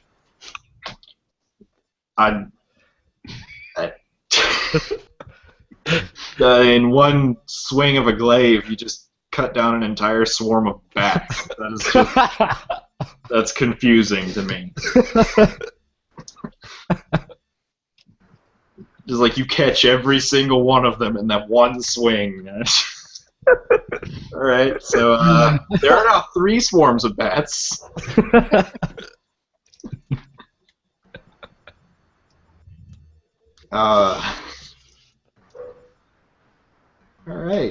And then it goes to Klaus. Are any of these swarms on me? Now that there's only 3 of them? Yes, they descended on one per person. One for each of you. Okay. I will attempt to shoot them with the crossbow that I already have in my hands. Okay. It's a 5. Actually, no, 5 plus 7.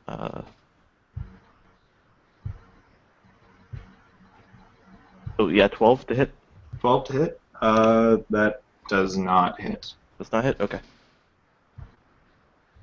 I think. Isn't it Defender the armor class wins? Or No, it's the attacker. Yeah, tie goes to the attacker.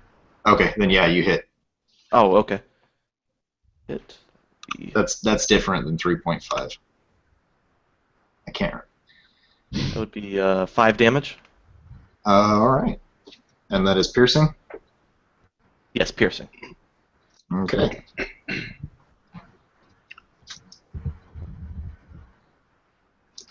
And with that, we go back up to Tiff. So Tiff just saw this like awesome show of strength and prowess from Zarkesh, like beating them away with his baseball bat thing, and so he takes his rapier and he actually tries to like swat at them with the rapier. All right. Yeah, go for it. Natural 20. So you do dice plus damage times 2? Yes. Do your roll your damage and then add your strength modifier or your dex modifier, whichever one you're using, and then multiply it all by 2. Okay. It's 20 damage. Okay. Apparently, it's very effective. All right. So after seeing that, Tiff actually questions whether or not how a rapier should be used.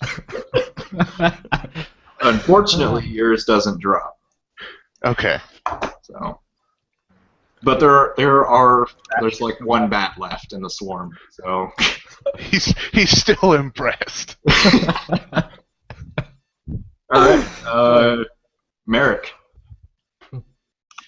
So I will, not discouraged by that ghostly hand, I kind of resummon it and it comes back through the cloud of bats that it just phased right through. And I Okay. try that again. And it goes right through the cloud of bats again. All right. Now we go to the bats. Okay. Okay. Okay. So.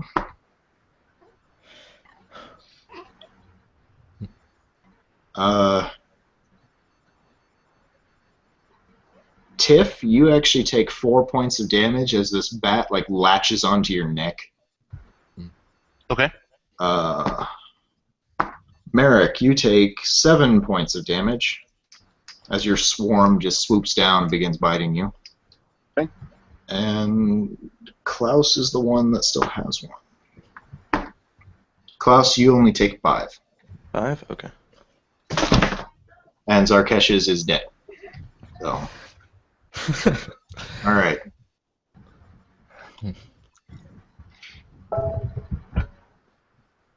And with that, it goes to Zarkesh.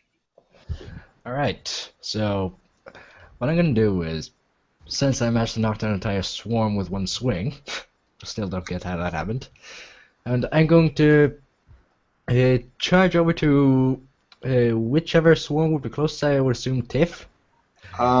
Tiff or Merrick? I think so, yeah. It'd be, wait, you were in the middle?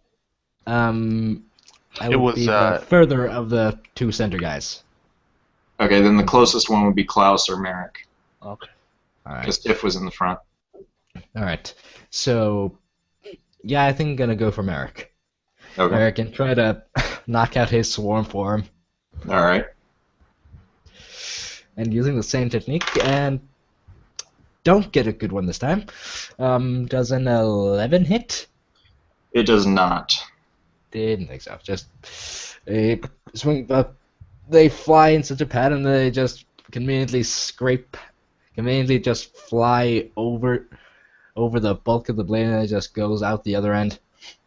I should tell you, if you do miss by 5 or more attacking a swarm that's in another person's square, basically, you will hit your friend. So. Okay, so my glaive has reach, so I think I wouldn't be that close. Well, you're still attacking the bat swarm that's in their square. Yeah. So, Okay. So yeah, I have that in mind. Okay. All right, and then it goes to Klaus. At this point, they're so close to me, I pull my 2 short swords, and try to attack. Okay. 16 on the first one, because I have 2 of them. And then modified 20 for the second attack. Yeah, they both hit.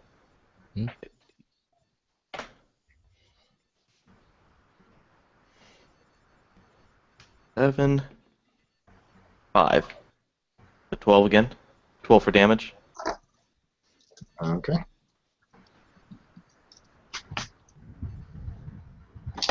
All right, and now we go back to Tiff. So now that this bat's like hanging on to Tiff's neck, he drops his bat kebab and pulls out his dagger and actually tries to like stab at it. Okay. Being close to Yeah, him. give me an attack roll. That's a 9. 9. Yeah, you're actually catching your own armor. So, right, and then Merrick. So now a little frustrated with his spell not doing exactly what he wanted it to. He kind of slams the book closed, drops it, and pulls out a scalpel and starts trying to just swing wildly at these bats. Okay. And that's a dagger? That is a dagger, yeah. Okay.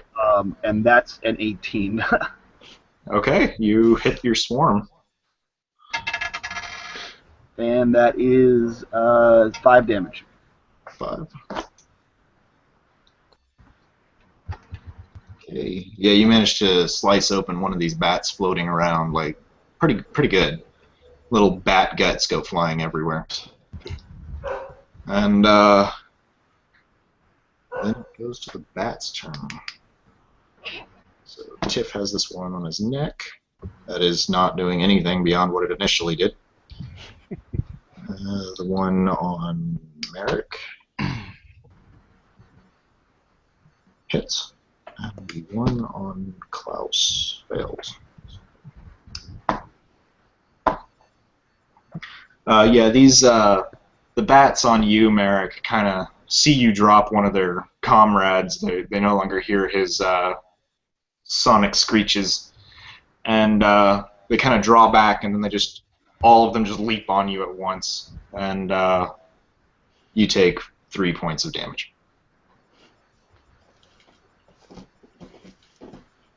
And then they start fluttering around again. Okay. And then we go to Zarkesh. Alright, so I'm gonna try again, and kind of annoyed that they avoided me so conveniently, and then this time focusing on just trying to bat them all away, once like the previous one, and just not really caring that they could potentially attack me as well. And mechanic-wise, this is the reckless attack.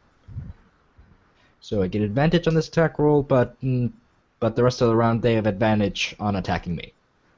Okay. If they do so. So I got a 3 and a 5. Assume that doesn't hit. I do not believe so. You are adding your strength to your I did. attack roll. Okay. Modified, that would be 9 and 11. Yeah. No, the 11 just barely would miss. Ugh. No. All right. And Then with that, we go to Klaus. Okay, so having some success previously, he would like to attack again with his dual short swords. Okay. 18 plus my modifier plus 5, so the first one's a hit. Yes, And then modified 18 for the second hit. that hits as well. Okay.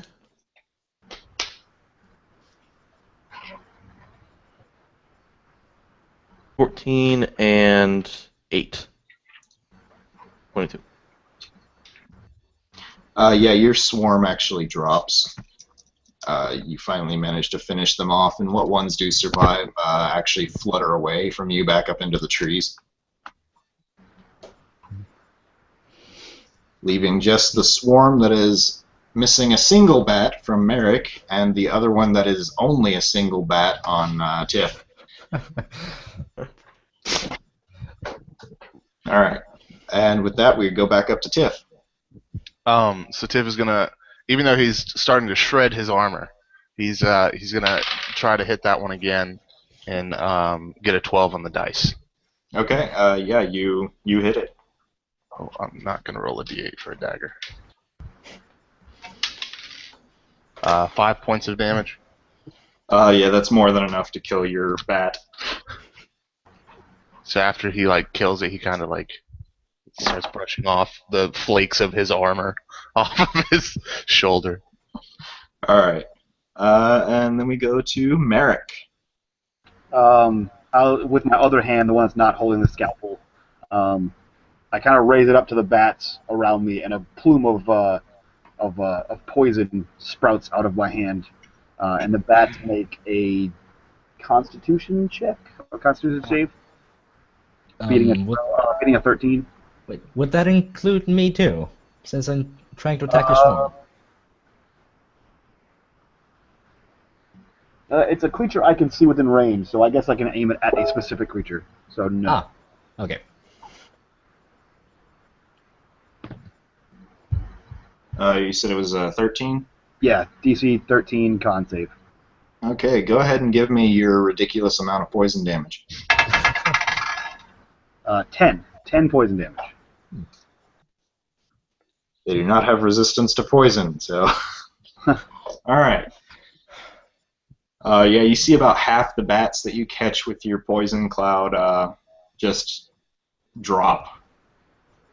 Just kind of, they let out a final squeak as they hit the ground, and then they just kind of quiver and die. And then we go to the remaining half of the bat horde.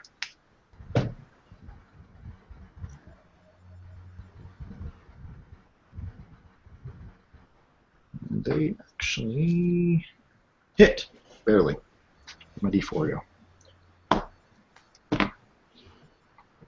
All right, you take 3 points of piercing damage. That was me, I assume? Yes, Merrick. Sorry. And with that, it goes to Zarkesh. All right. Hey, so right now I'm just gonna back away a few steps, just trying not to get whiff of that cloud. I just dropped half of the bats. That's just a kind of slide the glaive, so I'm holding it a little lower on the hilt, and I just swing as hard as I can to the rest of the bats, trying to catch them all on the blade. Okay. Give me an attack roll. That's better. That would be a 17. 17 hits. All right. Any damage? That is a sum total of 9. And with that, the remainder of this bat swarm actually dies. All right.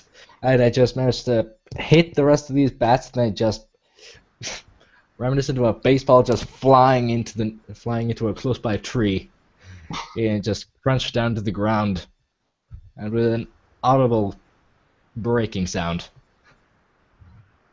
Okay. And then And Zarkesh kind of mutters, well, took long enough. Tiff picks up his puts his dagger away, picks up his rapier, and kind of like puts his foot on the bat and like pushes it off the end of his rapier and resheaths it and picks up his loot. And he's like, "Oh, that would be a good tale. The bats of Skelegrad." All right. Klaus will sheath his daggers, or not his daggers, his swords, and get his crossbow back out and be ready to trudge on. Yeah. The rain in this area is steadily getting harder. It is coming down. It's moved from drizzling to now it's an actual rain. And up ahead you can see a entrance to what is probably a mausoleum, or once was a mausoleum. It's overgrown with thickets, but the door is crashed outwards.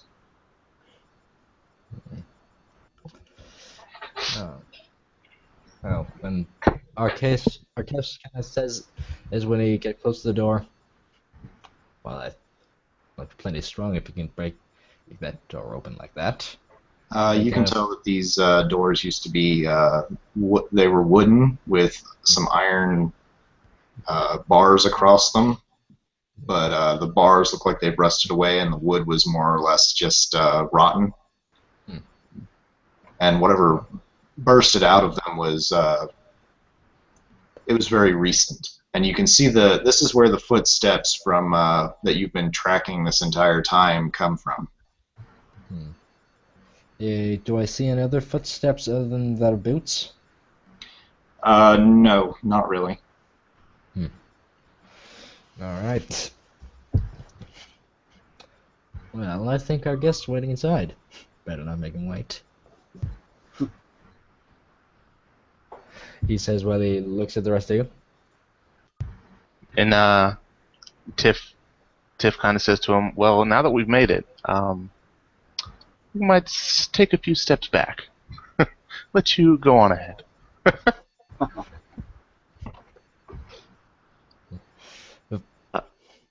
Klaus would be like to be in the back and kind of maybe look at the tracks. Humanoids are a favorite enemy. I just generally like to make a check for the tracks, see how many he can discern. Yeah, go ahead and give me a survival. Sure.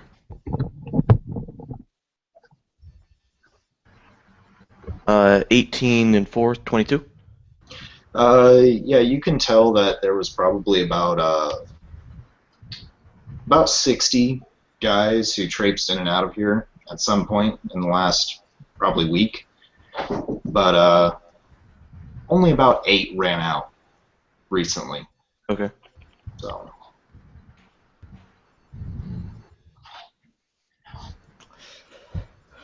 Hey, Merrick, it's a mausoleum.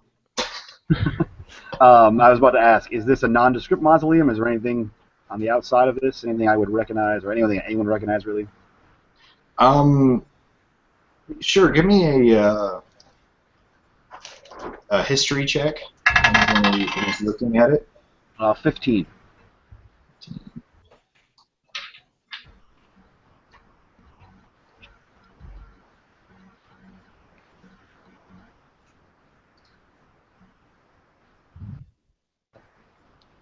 $15. Okay. This mausoleum is the mausoleum of the Leighton family of Like Grinn. They were a prominent family in Skelegrad until their downfall shortly before the city went to ruins and was plagued. Their downfall was related to the dark arts, necromancy.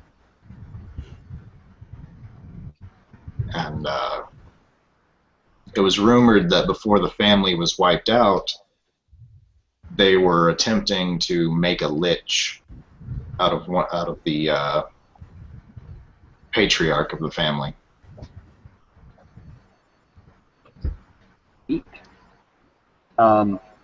Okay, so I recognize the mausoleum, and then my demeanor changes to a more positive as we.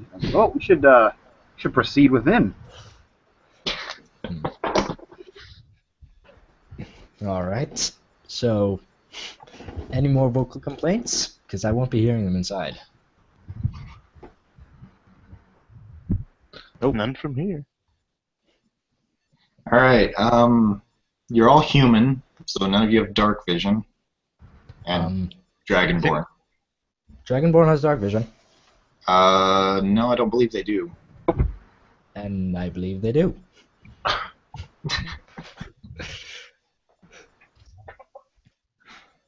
No, I'm pretty sure the Dragonborn doesn't have dark vision. They get their breath weapon and their resistance, and that's pretty much it. Let's see, Dragonborn.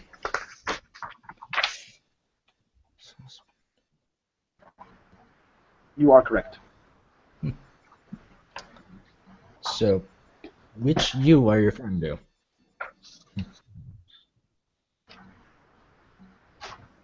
Do what? I said which you was. Oh, the Dragonborns do not have dark vision. It's on page 34 of the Player's Handbook. Okay. They're Does prestidigitation give off light at all? I think it can light torches, but I don't think it gives off light. It doesn't persist. You can make like a show of sparks, but it won't stay there. Yeah. Okay. Like it could be like that instantaneous, like you lit a lighter underground and then it just went out. Or match. You lit a match and then it got blown out. Yeah.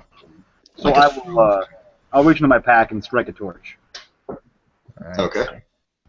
Yeah, and when you do so, and Zarkish kind of looking at the burning flame on the torch, kind of, well, with a kind of a sense of, or he gives out a sense of nostalgia or melancholy, like he sort of misses the fire, for lack of a better term, and he just kind of draws his eyes away and just keeps walking.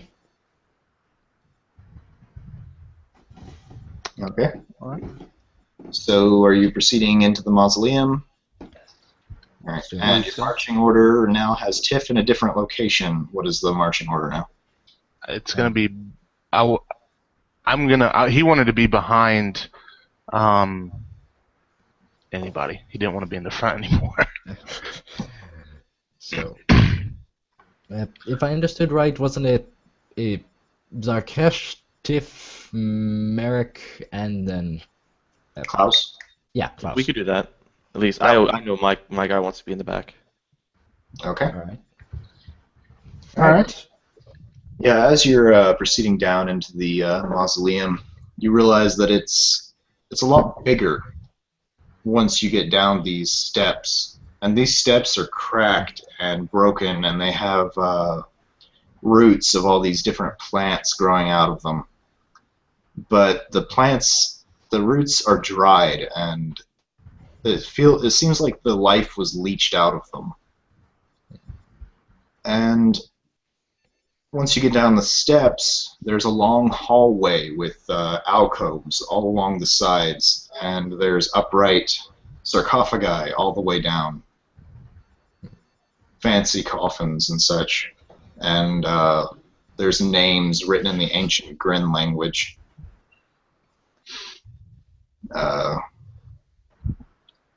And you can see where men were camped out in here.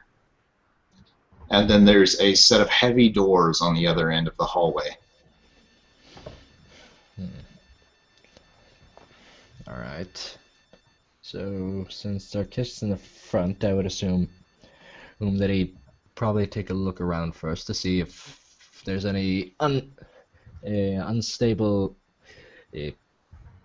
architecture or anything that's currently breaking apart, something fall on them or fall under them. Okay. You notice that along the left, a large tree root has busted through one of the sarcophagi, and the skeletal remains has started to spill out. But it hasn't damaged the structural integrity of this room. All right. Some ceiling tiles might fall on someone, but other than that, So you said it looked like some people were last year kind of camped out here? yeah, that you can see leather bed rolls and some cooking equipment. They have a campfire at all? There was, but it has since gone out. Okay. I guess you would try to take a lot of the dry leaves on the ground and some of the foliage that's broken through and put it into where they had a campfire and try to light that to give the whole room light beyond just the torch. Okay. Yeah, you can get a pretty decent sized fire going that way. It looks like they were doing something similar. Okay. And then I think Tiff would head over to maybe look at the heavy doors towards the end of the... Yeah, the set of doors isn't made like the ones on the exterior. This set of doors is actually full iron doors. And it looks like it's been pretty sheltered from the elements, so it's not heavily rusted or anything of that nature. But you don't see any sort of locking mechanism on them. You can actually see a set of chains cast to the side. And we just lost Zarkesh. I was about to say, Sarkesh, you want to come help me with this door? Nope, he's dead. Gone. Okay. Bye-bye. You said the chains are cast to the side, so they're no longer on the door? Yeah, it looks like they were, they held some sort of a bar across the door, and these chains locked it in place, but the bar is missing, and the chains are just cast to the side. So if I look down at the door, like the bottom of the door on the ground, does it look like the door has been opened at all? Like any dust moved? Yeah, it looks like it's been opened. The Uh, dust has been heavily disturbed. okay. So I'll relay that to everybody. Okay. Yeah, what I miss?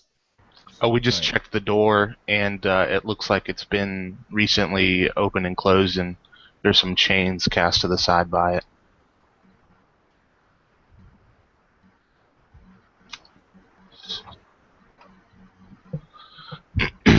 All right. We've been here for a little over 2 hours. Would you all like to take a break? Sure. Yep, Okay. works out. Let's take a 5-minute break, and we'll come back, because this is a good stopping point. Alrighty. That means we're gonna die soon.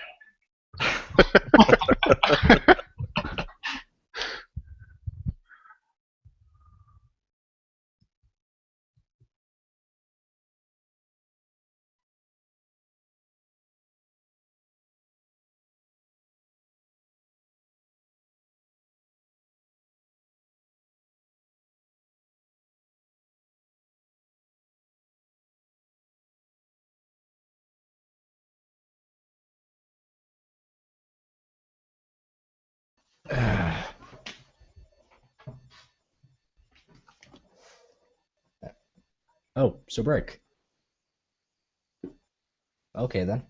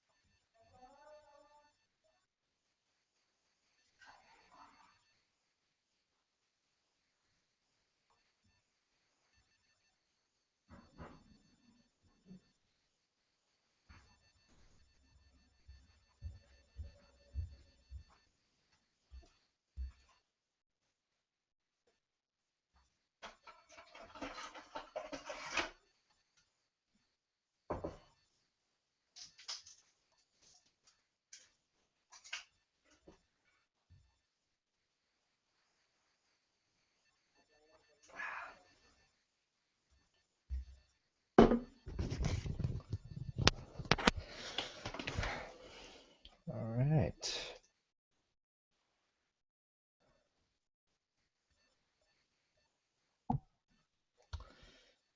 So, how comments looking?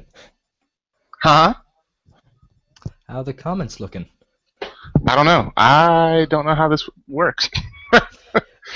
Yeah, they're currently watching us live on YouTube. I think we just check directly there. Or Okay. the Q&A app, I guess. Did did Chase do one where we can see it? Let's see. All right, what's going on? I'm trying to look at how we see comments and stuff. I think it would be on my YouTube channel. What is you said? It's down and Down and Dirty role playing. down and dirty. Is that all one word? Yeah. You guys looking for the live game? Yeah. Right there. Just posted for you. Also, All right, what's going on? Tim and James have been in and out of the video, and they left a comment saying if you have the ability to have that little overlay, like myself and the other Mike have, please put that up so they can see which of the Copper Jackals is actually playing right now. Okay. So how does one do that? So if you go to the left side of your screen where the app toolbar is, Yeah. and you see the three dots, Yes. Yeah. where it says Add Apps, Yes. Mhm. the app is called Hangout Toolbox. Gotcha. You download and install that. It should take like 10 seconds.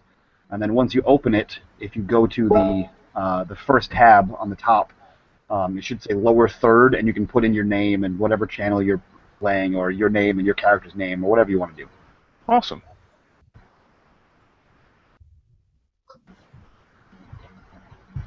All right.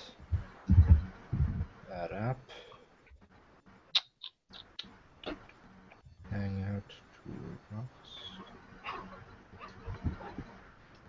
And I'll be Accept.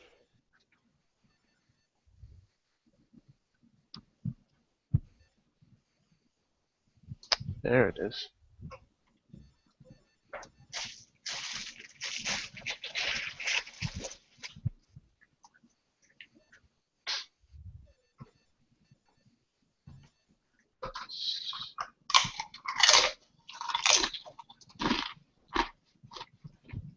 Does that work for everybody?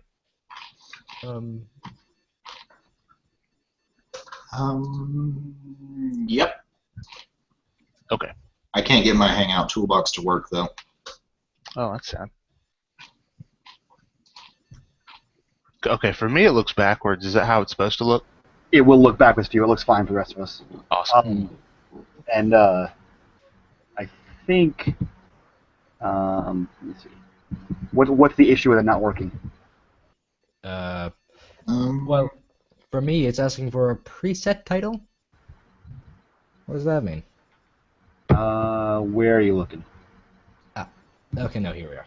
Saved presets. Just Yeah, you don't have to save presets. What you do is you just so on the first tab, look like a little person. So it says lower third. Yeah. The big. So yeah, that's perfect. And then just hit on, and you're fine. If you want to save it so you can use it multiple times, then you would name it a preset name. But you look fine. Okay. And Chase, you said yours was giving you an issue. Yeah, it's like popping up and then it just disappears. Did you? So when you pop it up, did you close the little button? Did you close the toolbox? No, Okay, that usually closes it out. I don't know. So yeah, mine look Oh, alright. well, but I'm not actually playing, so it's like. Yeah, I was gonna say yours. You don't have a player name, so I mean a character name, so it really doesn't matter for you. Yeah. Like when that bear was charging at us, I was like, I'm gonna do this, but if this stops, like, I felt kind of bad. I did. I was like, that was gonna be an awesome fight. Yeah. I don't know, man. It's always great whenever like players surprise everybody. So Yeah. Is it? Did you have any specific plan for the bandits, or was that just slaughter all of them and then No, move forward? it was more just to like see the bear and the bandits are more like for since Story it's the purpose. first time you're playing your characters, just to kind of have more role playing things, and then like if you get into combat, it happens. So, and then I was like, well, they probably want to see how their characters can do in combat. So it's just like, let's drop some bat swarms on them. That was pretty funny though. It was, wait guys, no, I know these bandits. They're fine. Wait guys, I know this bear. He's fine. This bear's totally cool, guys. Just it's okay. He's at least as cool, if not cooler than the bandits. You can trust me. I know, right? I kind of felt like the guy from Jurassic World with the raptors. Ah. Whoa, you know. All right, Star-Lord. Yeah. All right. They're blue. So, you all are standing in front of those doors. Water is dripping in the background. The stench of old air from the mausoleum is reaching your nostrils. And this somewhat rusted, but not damaged in any structural way, sort of door, this set of double doors, is standing in front of you, unlocked. What would you like to do? Is there a way that we could take a short rest?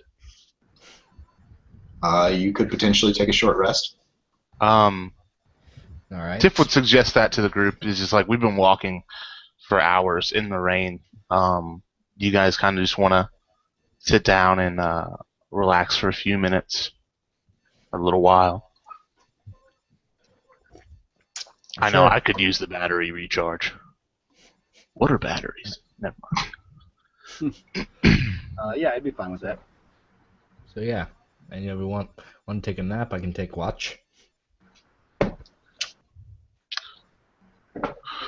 Well, so I think Tiff is actually going to use his Song of Rest special ability as well.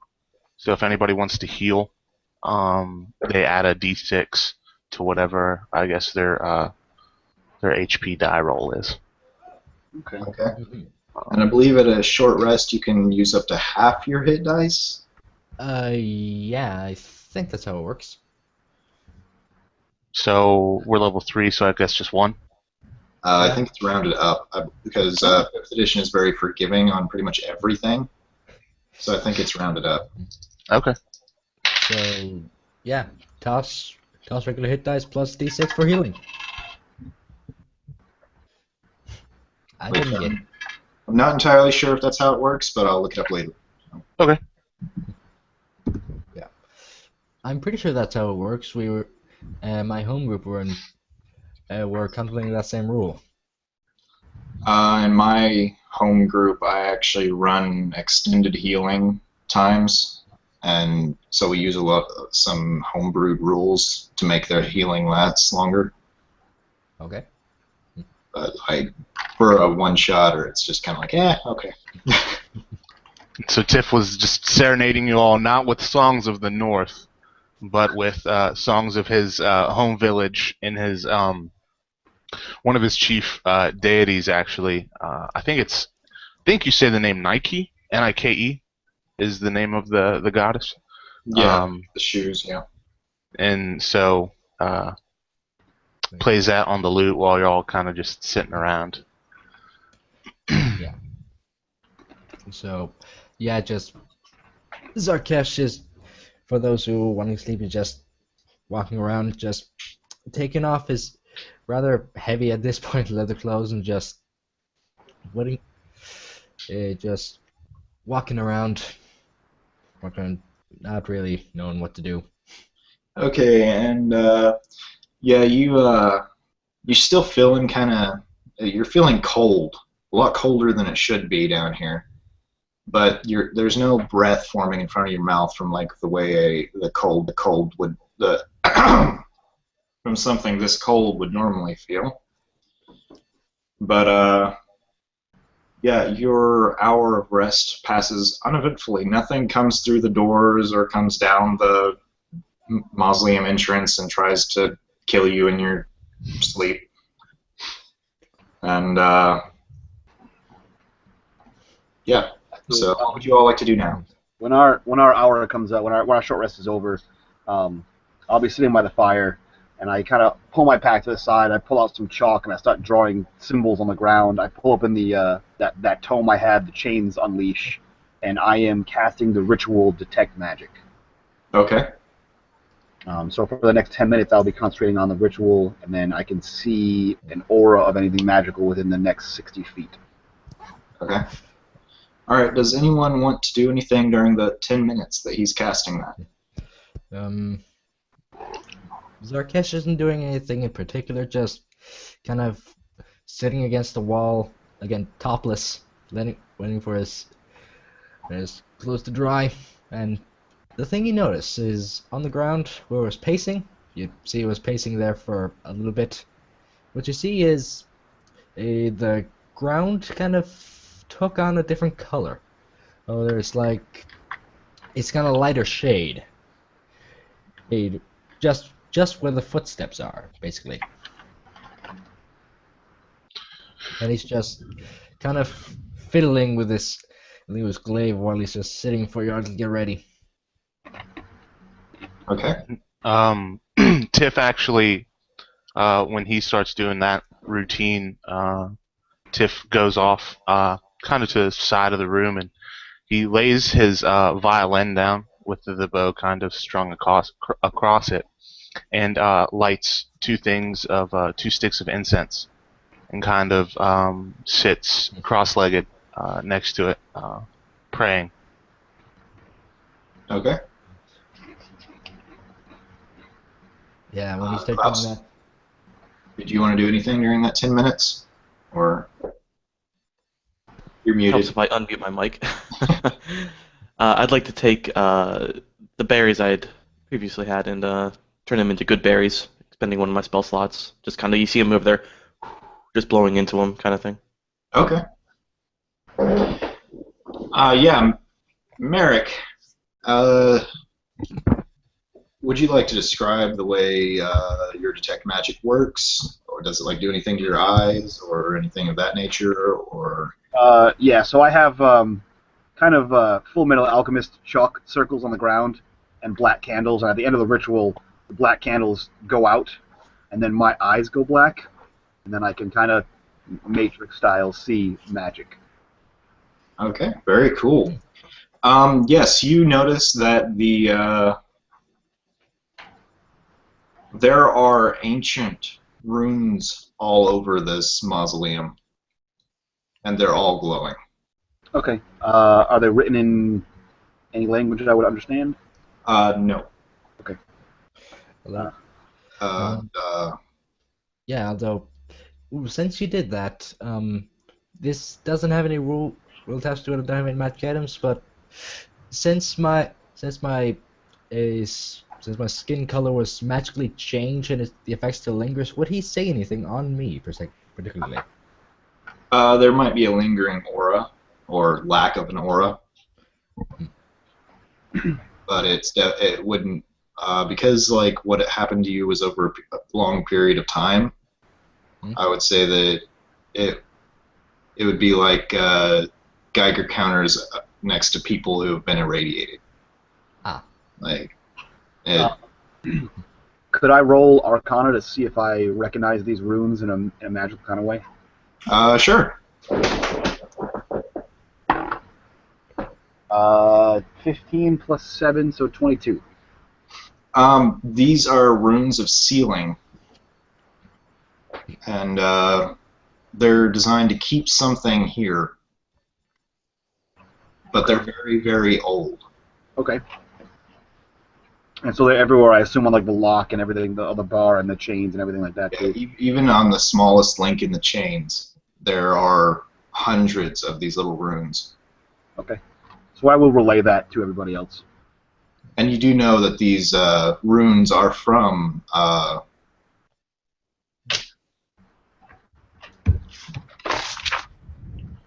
the ancient city, Skullagrad.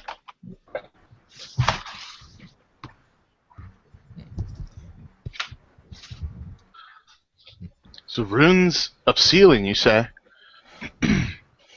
How were they broken? It seems as though decay.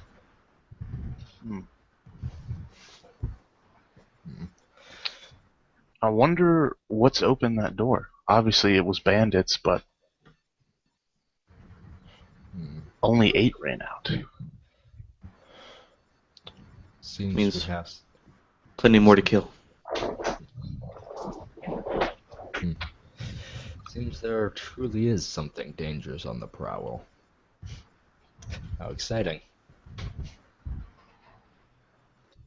So shall we proceed, gentlemen? I would say we venture through. You my guest? Yep, just Zarkesh heaves himself off the ground and then approaches the door, and turns back to you guys and says, "Well, no going back after this. Everyone ready?" Well, I hope we can go back after this. So the ritual on my eyes persists for 10 minutes. Okay. And well, after he says that, Tiff starts walking in that direction. All right. I'll follow suit. Who opens the door? Wouldn't it be me, I guess? Since I kind of said I was close to the door. Okay. Yeah, these doors open towards you, and upon opening them, the room on the other side ignites with torches and sconces all around this circular wall. And in the center, there is a sarcophagus, a black stone sarcophagus with words in an ancient language that you probably can't read.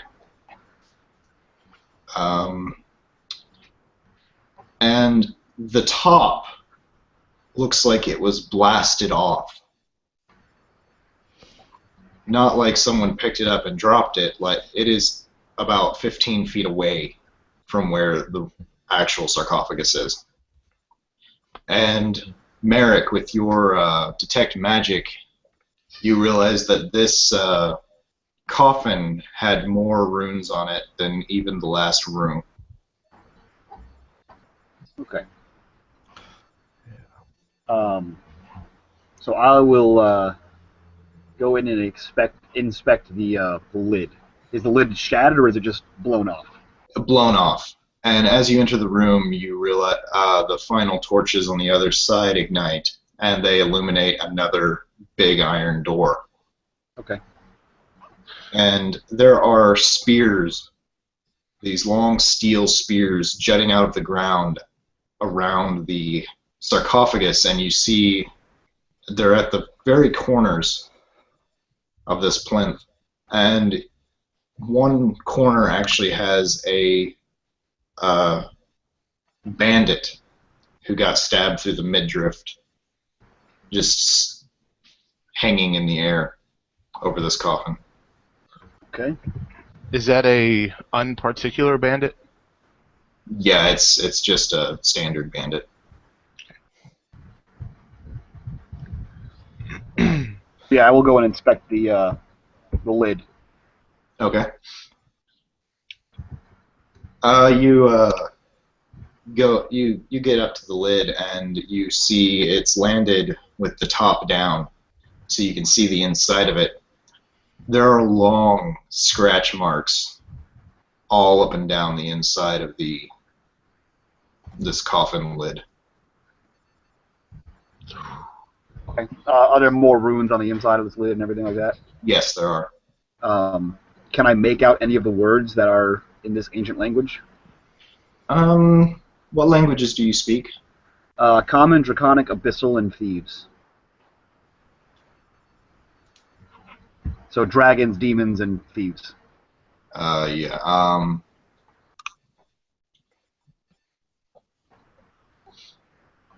No, it seems to be almost Elven. Elven or Dwarven. So I'll relay that because I'm unfamiliar with this script.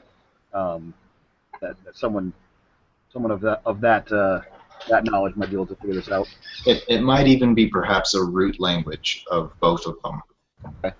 Hearing Elven, Tiff walks over and he says, "Let me give it a look." And he looks in, and he knows Elven, Celestial, and Orc. Okay, give me a just a raw intelligence check. Okay. That would be a 9. You can make out individual words, but altogether they don't make sense. Okay. Klaus And- would probably. I'm sorry. Go ahead. I was gonna say, he says it is Elven. There are a few things I can pick out, but I think it's too old. It's beyond my ears. Like it's like that moment when you're looking at like a paragraph and like you're skimming it and you pick out like the word "the" like 5 times, Mhm. and like dirt, stuff like that. Klaus knows a bit of Dwarven, so he possibly recognizes some of the runes as well, and like to take a look at them. Okay, give me a raw intelligence check. That was a natural 20, believe it or not. Yeah, you can.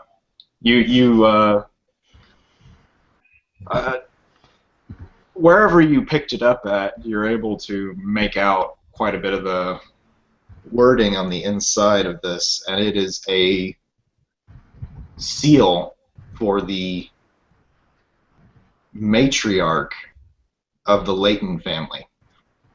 And it details her entire life up until the point where she died. Okay. I will pass this along to my comrades here. And there's something in it about how she contracted a disease. Contracted disease. Something that needed to be purified. Did Merrick relay to us the history of the mausoleum earlier? I did not. Okay. And so Tiff, after hearing of this purification of disease and seeing that it was ripped open and that that there were claw marks, he suggests that the family buried her alive for some reason. Seems. I think the reason is evidently clear. This thing is out of control.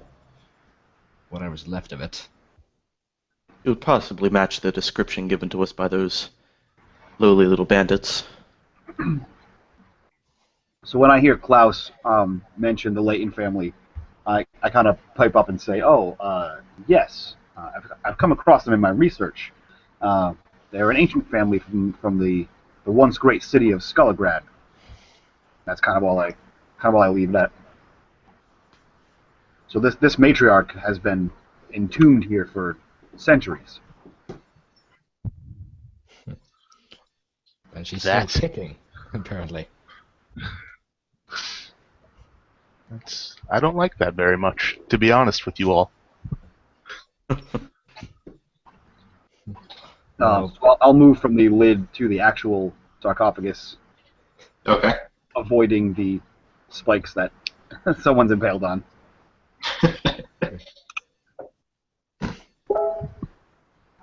All right. Inside the sarcophagus. I'm sorry, there's not plural. There's only one. You see a small. It looks like it was once leather. A tome. Inside the sarcophagus, you saying? Yes. Is there anything else in there? Any other markings or? There's scratch marks all over it, as well as runes. Is any magic emanating from this book? There's a slight aura coming from the book. Can I tell what kind of school it is? Necromancy. Okay. I gingerly pick up the book. Okay. Yeah, as you're picking it up, little bits of it flake off and fall away. But it doesn't completely fall apart because of how careful you're being with it. Okay. Tiff says- Go ahead. I was going to say, Tiff says, Merrick, what is that you found? It seems to be a journal of sorts. And I start to open it and like thumb through the pages very carefully. Oh. Alright. Do you have the spell Read Magic? Or is that an ability of yours? I don't think so. Oh, is that a spell anymore?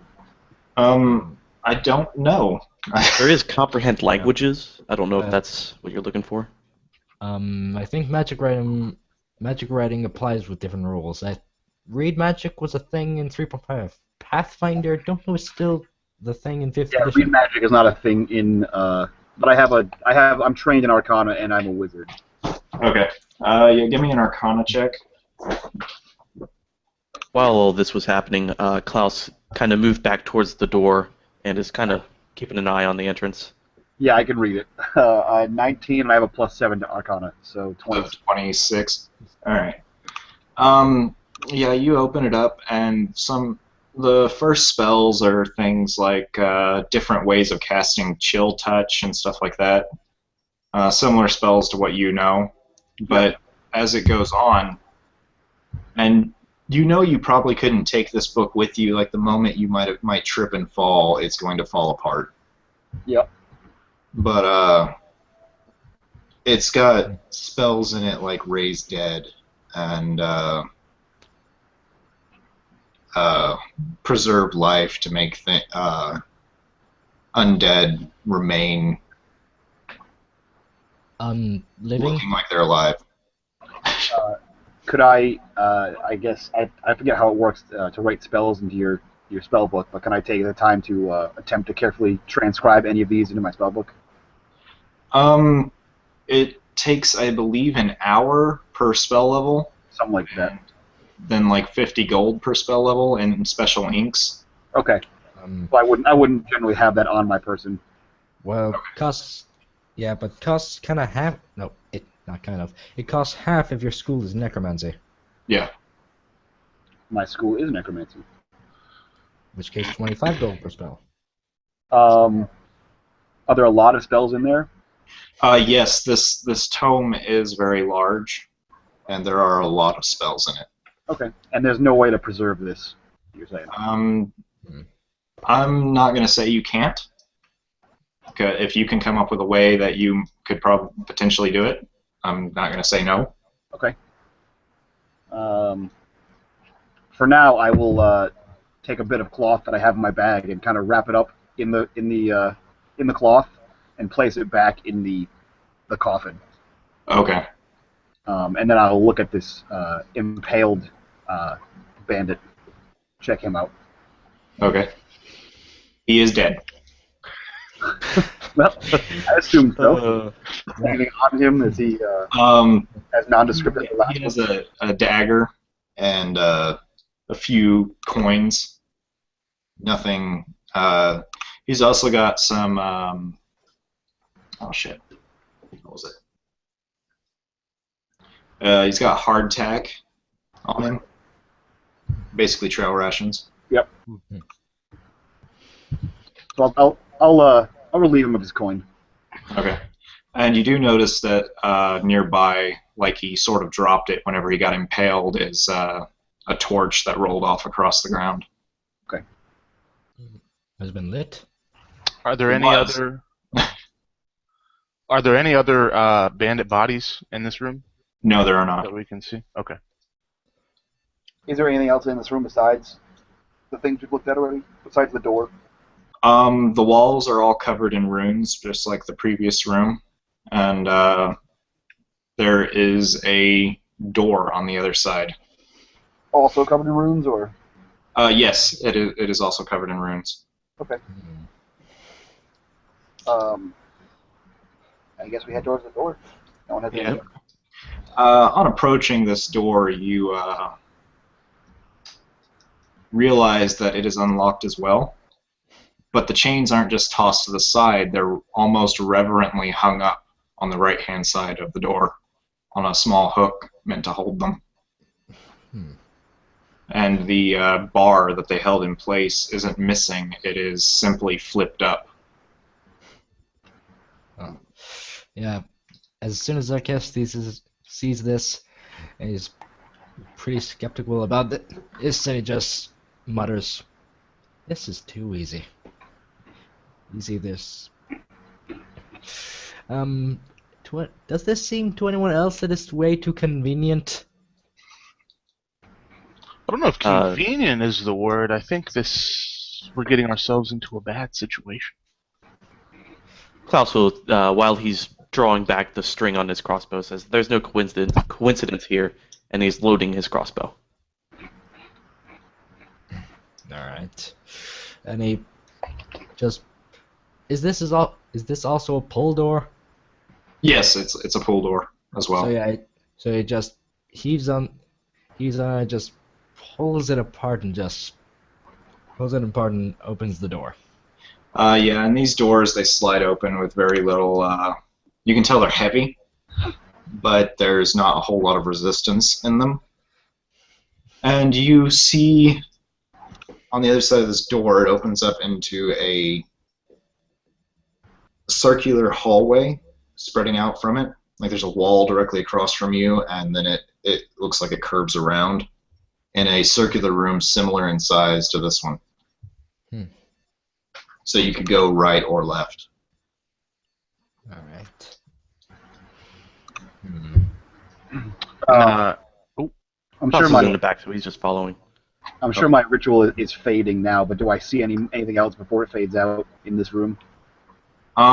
You see very powerful runes around this center circled wall across from you. And they haven't faded as much as the previous runes have. Okay. So I'll relay that as well to everybody. Okay. Alright. So the ever-present question. Left or right? Toss a coin? It Yeah, I appears was it's gonna say, let's. also a center option.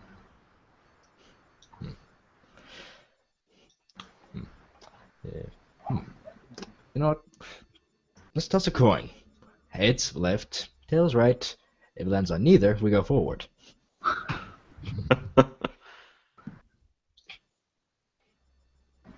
And when the coin is getting ready to be flipped, Tiff is kind of beating on the top of his lute like a drum, waiting for it to land. Awesome. Alright. While he's tossing that, I kind of want to inspect that center wall. Okay. 12 for perception. It is the same black stone as before. Were you trying to inspect any runes, or like? Yeah. Are they the same runes as before, just not faded, or? They're. It seems like they would be from a more powerful version of the previous spells. Okay. So it doesn't feel like this is some kind of hidden door or anything like that. No. Okay. Alright. So I've got a little coin here. So, ready?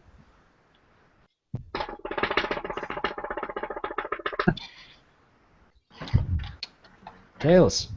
We go right. Okay. That was easy.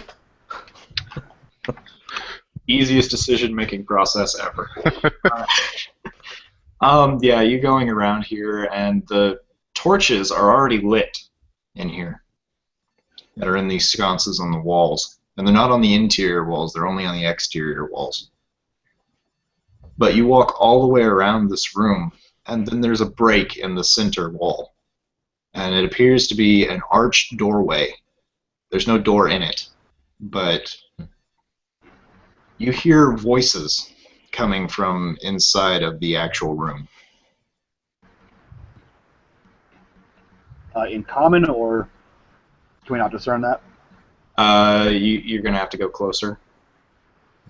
Okay. Alright. Is there anything else we see in the room besides? I'm telling you, like, you're coming around the curve. Yeah. Like, you can see the thing. Okay. You can't see into the room yet. Okay. So yeah, I guess I'll approach the door. Okay, yeah, as you get closer, you realize that they are speaking in common. What do the runes look like? Are they the same runes we've been seeing, or Yes. on the archway? Yes. Am I close enough to hear what they're saying? No. Do what? I said, am I close enough to hear what they're saying? Yes, you are. But does anyone else want to do anything before I tell him what he's hearing? Tiff was going to approach as well, not playing any music, and try to stealthily go near the door to do exactly what Merrick is doing.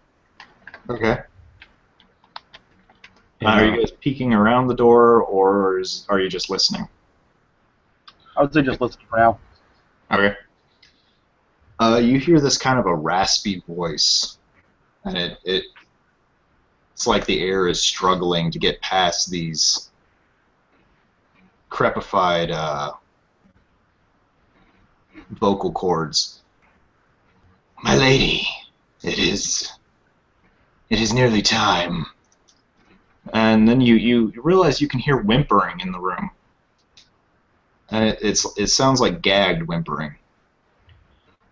And you... Oh, shit. I know it's almost time. We must release him. The runes have almost faded. All we need is the final sacrifices. And you've brought me so many. Yes. I'm afraid I lost the other bandits that I led here. They seem to have disappeared towards the town of Trowel's Kiss. And it seems like some adventurers arrived in the town recently. And the town may have sought them for help. I want to hear nothing of adventurers. They will do nothing. Flies on the back of a horse. Just bring my sweet back to life. But the town. Oh, fine. If you want to talk about the town, take your horde and destroy it. Yes, my lady. And you hear footsteps coming towards the door. Is the male voice? Did I recognize that voice? Give me a perception check.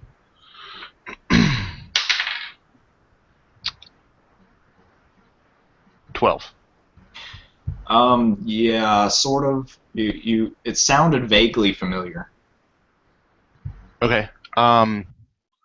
He unsheaths his rapier as we hear the footsteps approaching the door. Okay. Having seen this, Klaus readies a shot. Okay. And it's roll wisdom. Give me a wisdom save. All of us? Yes. Okay.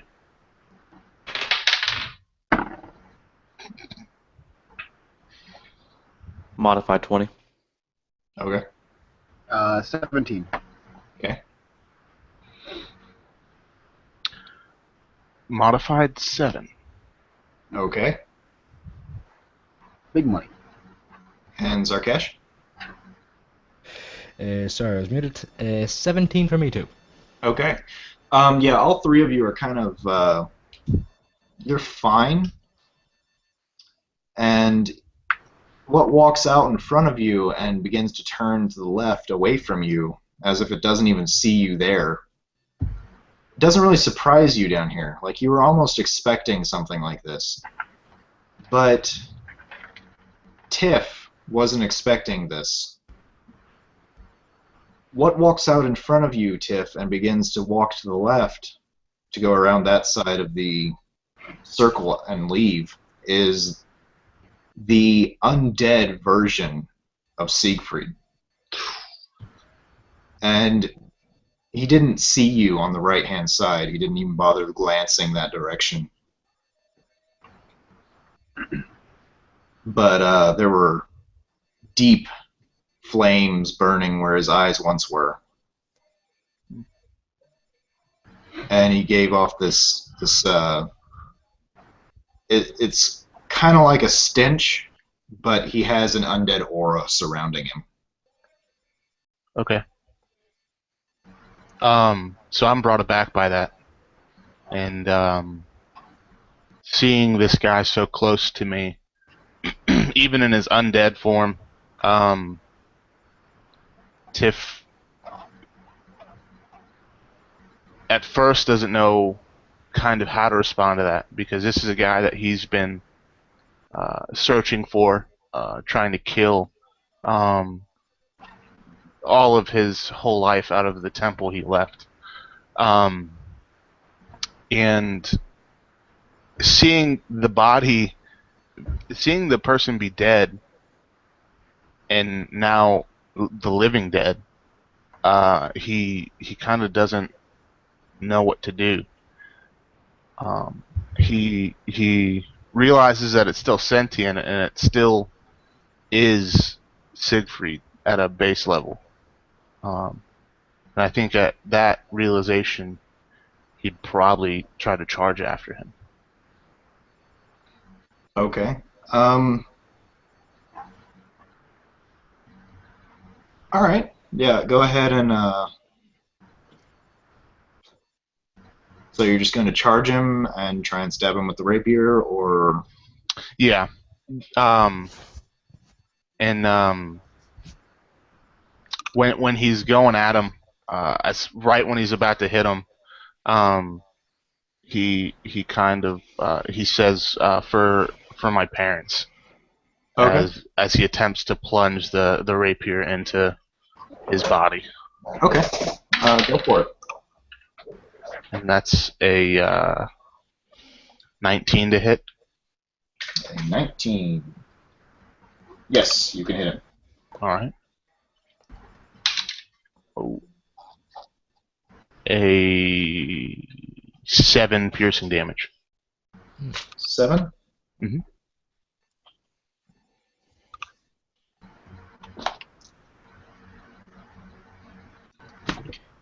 Okay.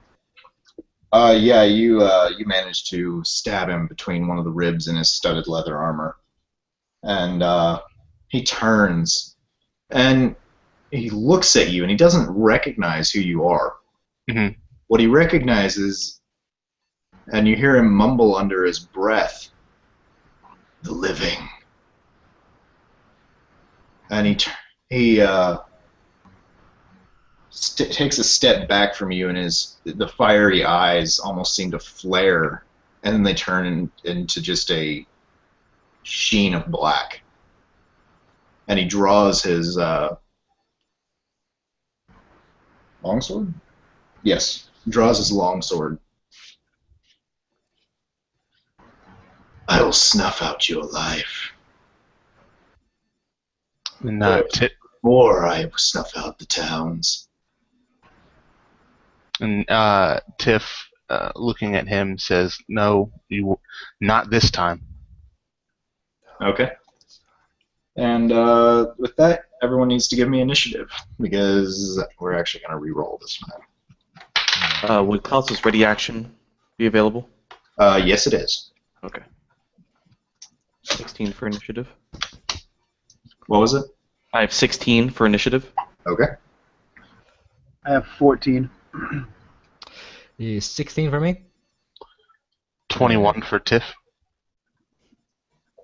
Okay. Zarkesh and Klaus, which one of you has the higher dexterity modifier? +3. Okay, you go first. Okay.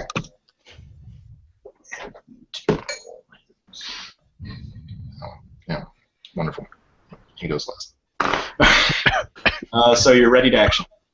Okay. He was already had damage done to him by Tiff, correct? Yes. Okay. I have Colossus Slayer, so when somebody's below max HP, I get to add a 1d8 to my damage. Okay. Nice. Oh, that's awesome. Let's see. That is a 15 hit.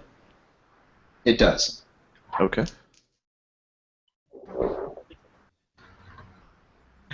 This is a big hit. 26. Wow. Yeah, I also have snipe, so it's plus 10 damage. God. Wait, didn't that imply a -5 penalty, or am I thinking of another ability? I also have plus 2. So that -5 plus my +2 for being having the Archery. archetype fighting style for archery plus my dexterity modifier. I actually have a +2 even with that -5. Okay, wow. Yeah. Piercing. Yep, piercing. Yeah. You shoot him, but your arrow, like, he doesn't seem to notice it as much. It like shoots straight through his decaying flesh and doesn't slow him down at all. Ooh. That sucks. So metagame, you realize he has resistance. Gotcha. All right. And with that, we go to Tiff. Is giving out inspiration is that a standard action? Yes. It is. Yes. Okay. Well, being up close to him, I think seeing that arrow just went straight through him, and that his rapier didn't do much to hinder this guy. Also, Tiff would like to take the loot off of his back and try to smack him in the head with it. Okay, go for it. Would that? Can I just have, I guess, club statistics for that? Would that Yeah, it be? would just be club statistics, Okay. I would say.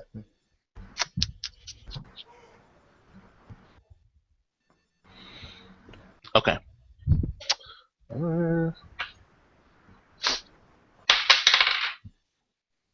That's a +2, 17 to hit, That succeeds. and that's gonna be a D4, I think. 3 points of damage. 3 points. Yeah. Yeah, your loot impacts his skull with a meaty smack, and bits of decayed flesh fall off of his head. And you realize that how hard you hit him, it didn't faze him very much, as he just kind of got smacked in the head, and then he just turns his black eyes directly back at you. Okay. Okay. And with that, it goes to Klaus. Again, sweet. Well, you had your ready to That's action. right. So I'm going to knock back another bolt, and I'm Okay. going to go for another snipe. Okay.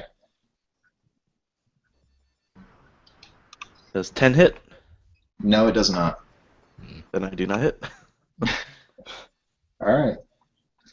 And with that, if you don't want to do anything else, goes to Zarkesh. All right. So what I'm gonna do is, well, with seeing Flick, that fun-loving short little human he shared a few songs and drinks with, just go really angry. It just surprises Zarkesh, as he just thinks this is his kill. So Zarkesh is going to help him fight him, but he's not going to particularly try to kill him per se. Okay. What I'll say is, if you're going to drop him to 0, then I'll just mitigate the damage that would actually drop him, and he'll drop to 1 hit point. All right. So yeah, I'm going to make an attack. Okay. Does a okay? I'm pretty sure that hits, but does a 22 hit? It does.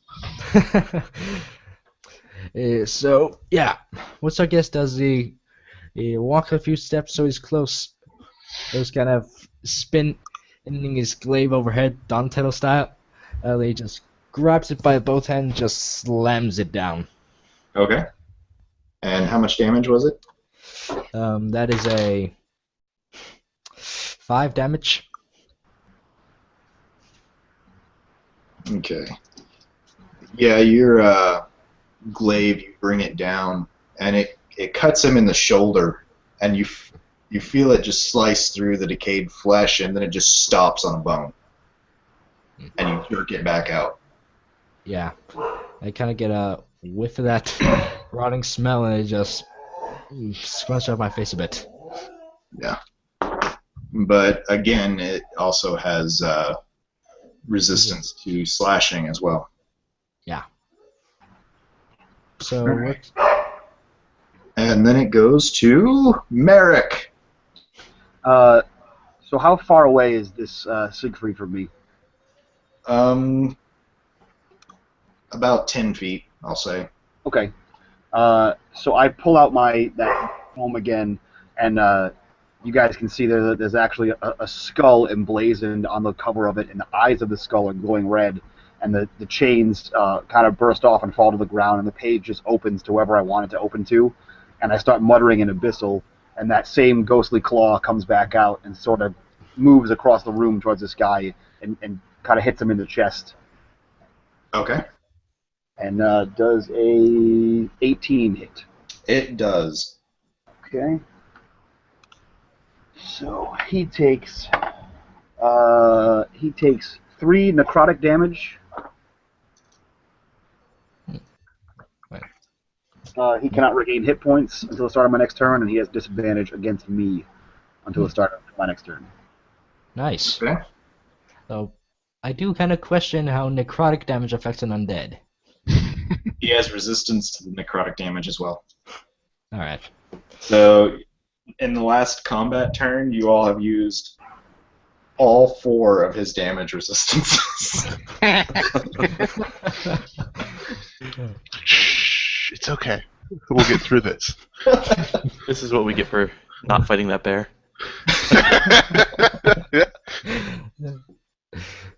That's beside the point. And after that hits him, I kind of move towards him and try to come in from behind. Okay. And on his turn, he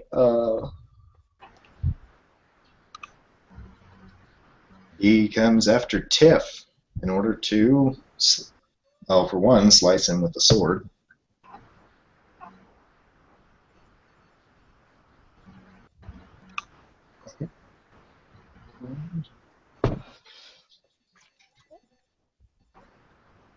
Okay. So,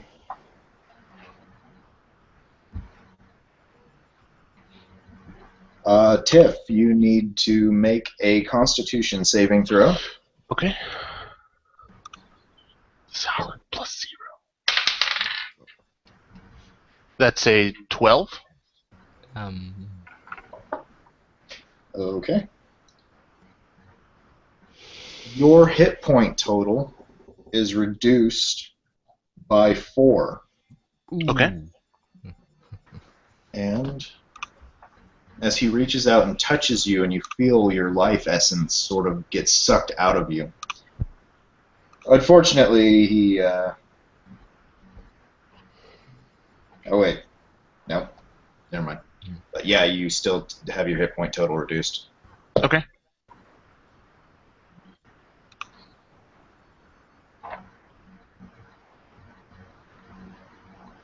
And you take 10 points of slashing damage as he brings his longsword down on you. Okay. And that is Siegfried's turn. And now we go back to you. All right, and so Tiff getting like caught in his arm real bad like that.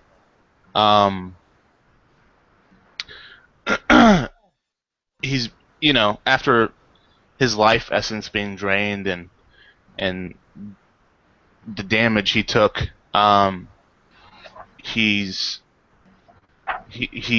gains a certain resolve to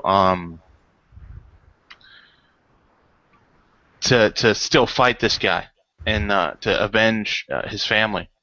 And so he says to him, he says, "I will kill you and all that you stand for." And that is Dissonant Whispers. Okay. He has to make a saving throw against that, doesn't he? Yes, Wisdom. And that's a modified 20 to hit him. Undead are so known for the Wait. wisdom. Oh, I guess you don't have to roll for that. Yeah, he makes a Wisdom saving throw. Yeah. If you have to make an attack roll, then there isn't a save. If they make a save, then there is an attack roll. So. Wisdom DC 13. I think. Okay. Yeah. All right. So what happens when he fails? So I would imagine that the blackness in his eyes flicker, and it seems like he recalls what happened 13 years ago when Tiff was a child, and remembers the slaying of Tiff's parents by his own hands. And Tiff's words resonate in him, and he realizes that this boy is being truthful in his efforts, and he has a desire that Siegfried has not seen in really anyone. And he also takes 3d6 damage. Okay. Which is... What is that? What is math? What are numbers? 12 psychic damage. Yow. Well, he doesn't have resistance to that. Bam! About time.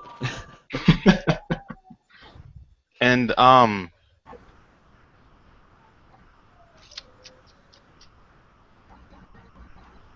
don't know if Tiff wants to move away or not, because he really might want to move away. but no, he stays where he is. Okay. After saying that. All right. Yeah, you see the White take like a step back as you see his eyes flicker, and he almost seems to drop to one knee, but then he just immediately stands back up and just fixates you with this gaze of intense hatred. And then we go to Klaus. Unfortunately for me, I have nothing but piercing, because I did not think of that ahead of time. So I'm going to go ahead and do my standard sniping attack. Okay. 7. To hit? To hit, yep, 7 to hit. Okay. Yeah, that does not hit. You just hear it twang, and it hits the wall. Would you like to do anything else? Right now, I'm going to hold off on any bonus actions. Okay. You all do hear come from the room. Don't worry, my sweet. Soon you will be free. And then you hear this loud, almost blood-curdling scream and the splatter of blood. And That's not a fun sound. you hear Zarkesh goes. All right. So, seeing that exchange between Tiff and the zombie formerly known as I don't know what he's known as. Well, he's kind of standing up again. What I want to do is kind of take my glaive and slam him down again. Okay. Go for it. So, it does a 13 hit. It does not. Ugh. It impacts on armor. All All right. right. Yeah. Is that all you want to do? Yeah, I'd say so. All right. And then we go to Merrick.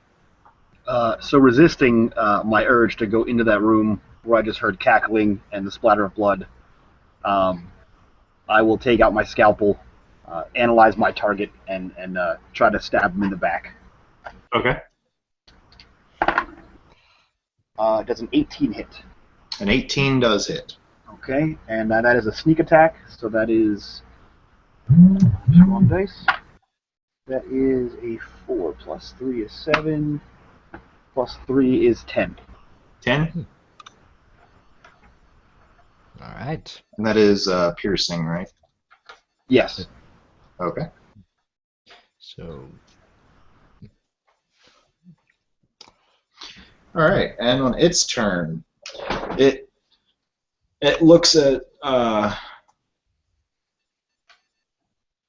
Tiff, and it leans forward and it whispers, "I will enjoy snuffing your life out." And then it looks at Zarkesh and brings its longsword down.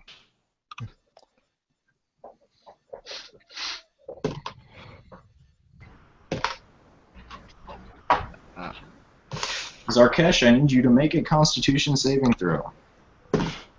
yay, my favorite. And I actually mean that for once. Okay, so I'm just gonna say I rolled an 18. Do I need to make anything else? No, you don't need to add anything to it.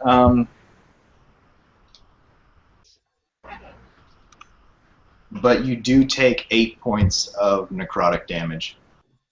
Ow. As you feel the flesh that he touched decay, withering. But you don't feel your life essence drained away. Got Okay. that going for you. Yeah, although he's not gonna come off exactly unscathed when he touches me. The part that touched me actually kind of, well, becomes just as gray as I am. He's already gray, man. Grayer, I guess. All right. Yeah, we go to Tiff now. So Tiff, seeing that his words affected the man, the undead man, pulls out his violin, his father's violin that was made by hand by his father, was in their family his whole life, and was gifted to him when he made his escape. Pulls it out and starts playing, and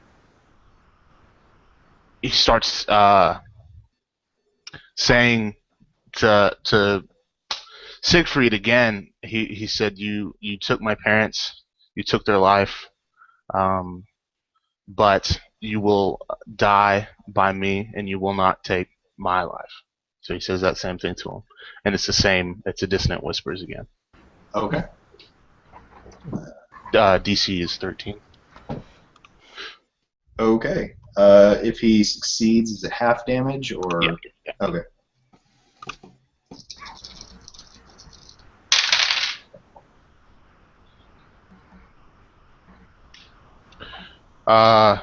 So he takes 10, half of 5. So he takes 5 psychic. Okay.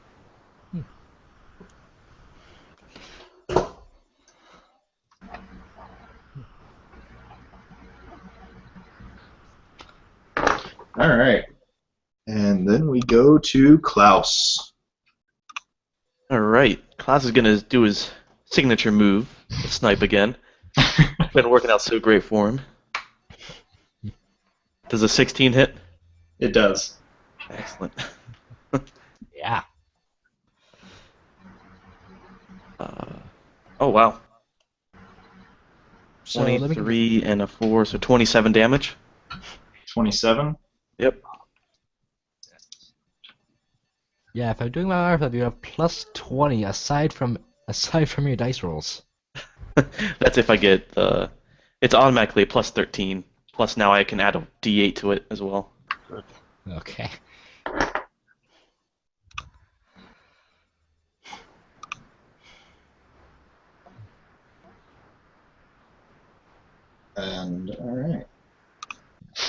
then you hear,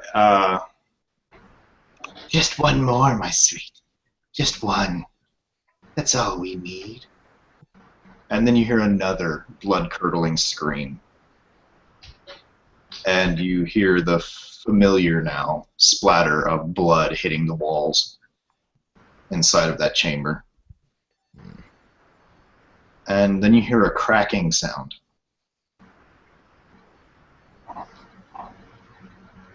And with that, we go to Zarkesh. Alright. So, having that when you touch me, I literally rot some of my scales and some of the flesh underneath. I am,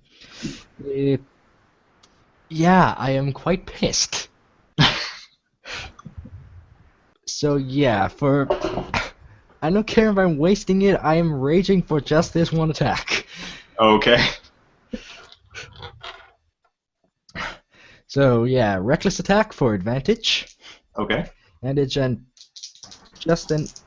there's an overhead chop with the glaive. Okay. Oh, you can't believe this. I got 2 16s. Advanced literally didn't matter. All right. But yeah, 22 hit. That hits. Okay, so that is a that is a 14 damage. 14. And yeah, the aim was basically that I'm trying to chop off one of his hands, or no, arms just by the shoulder. Um.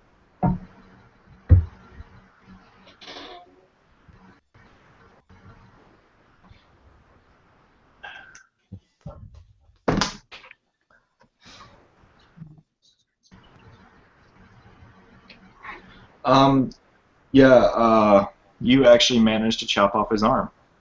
The one holding his sword. And, Okay. It falls to the ground with a clatter. But he is still standing. And with that, we go to Merrick. I kind of step back a little bit, and I pull out my tome and kind of blow the dust off at him, and he can make a DC 13 con save. Is this poison? It is. He is immune. All right. Well then, that ends that turn. Oh. Fuck. Sorry, that's his only damage immunity. I kind of figured as much. Hello. All right. So we go to his turn. Yeah, Camp Poser was already dead. Hey.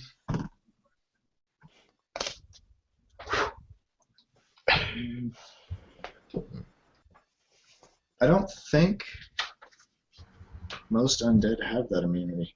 Oh, wait.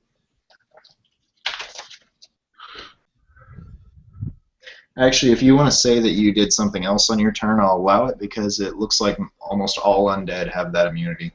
Okay. Then yes, I will stab him. Okay. Stab him with a scalpel.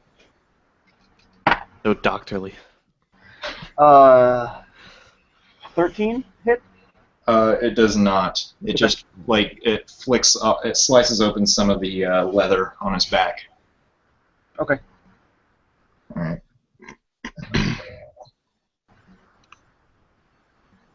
So we go to his turn, and he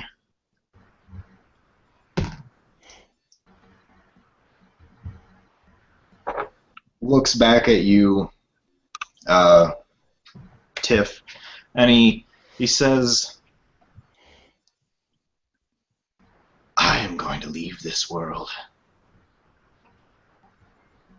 But my lord, he has awakened. And then he grabs you on the face and shoves you into the ground. Okay. And take a Constitution saving throw.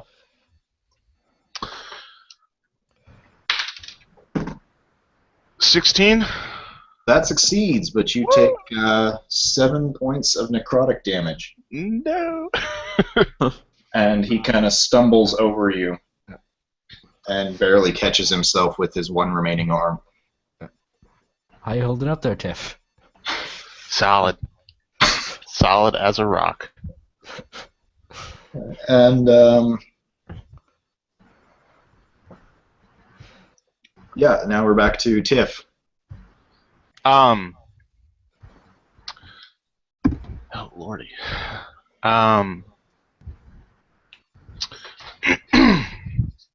Tiff, after that whole thing happens, Tiff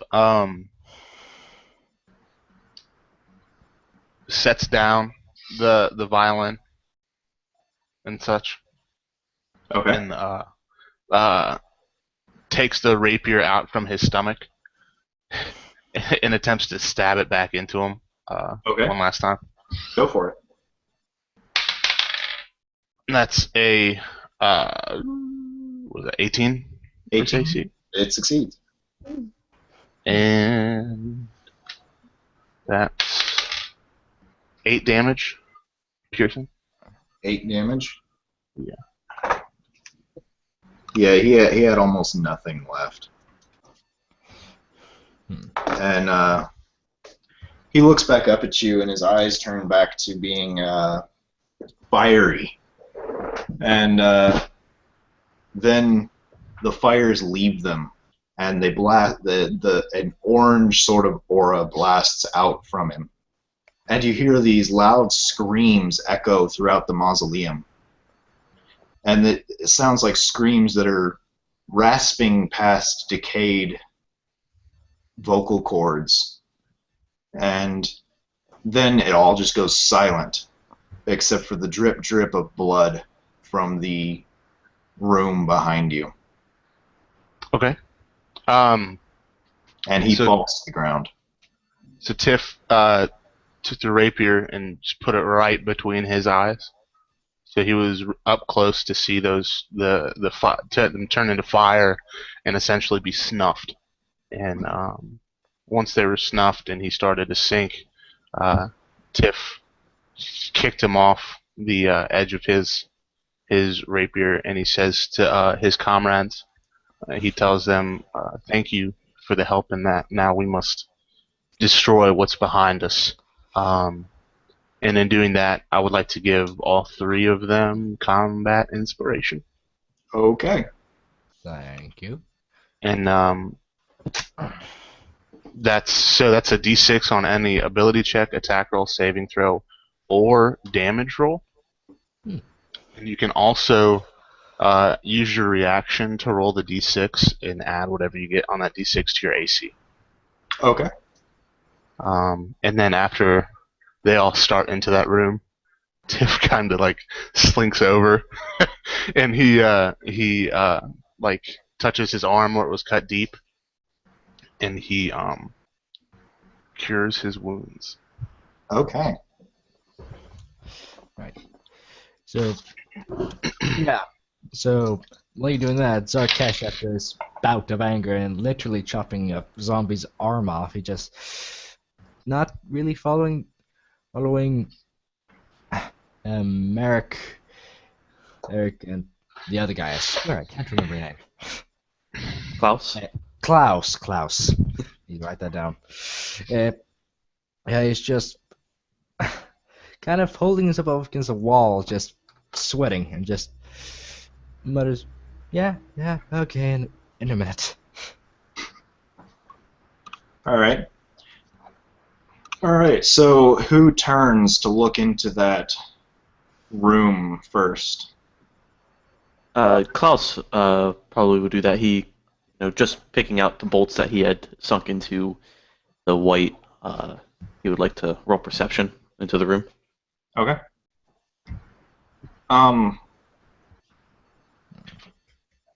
17 on perception. All right. Cool.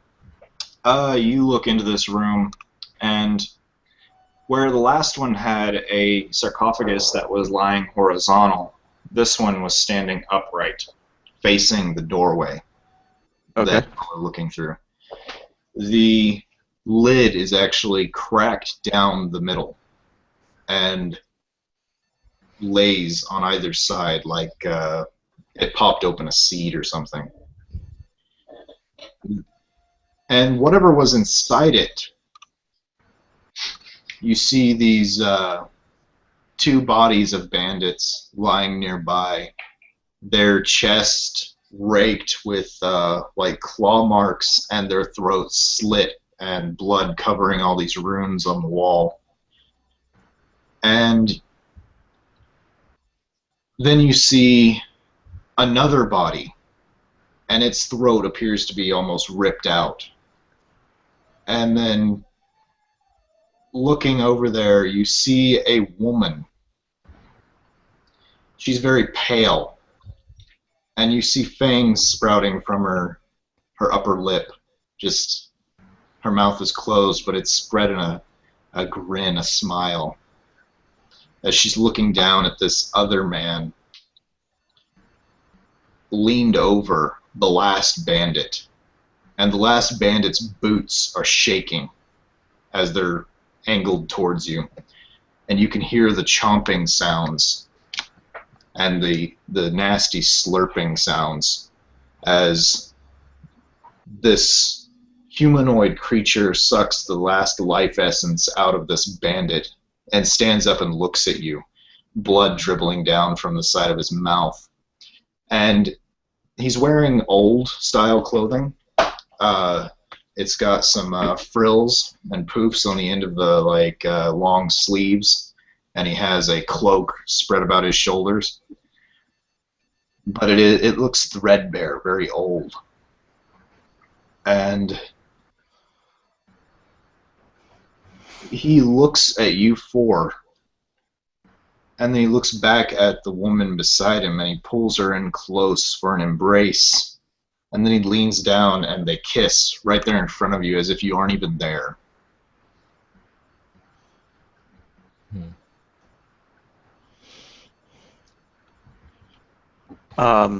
If nobody else is looking, then I would relay that I think we found our guy.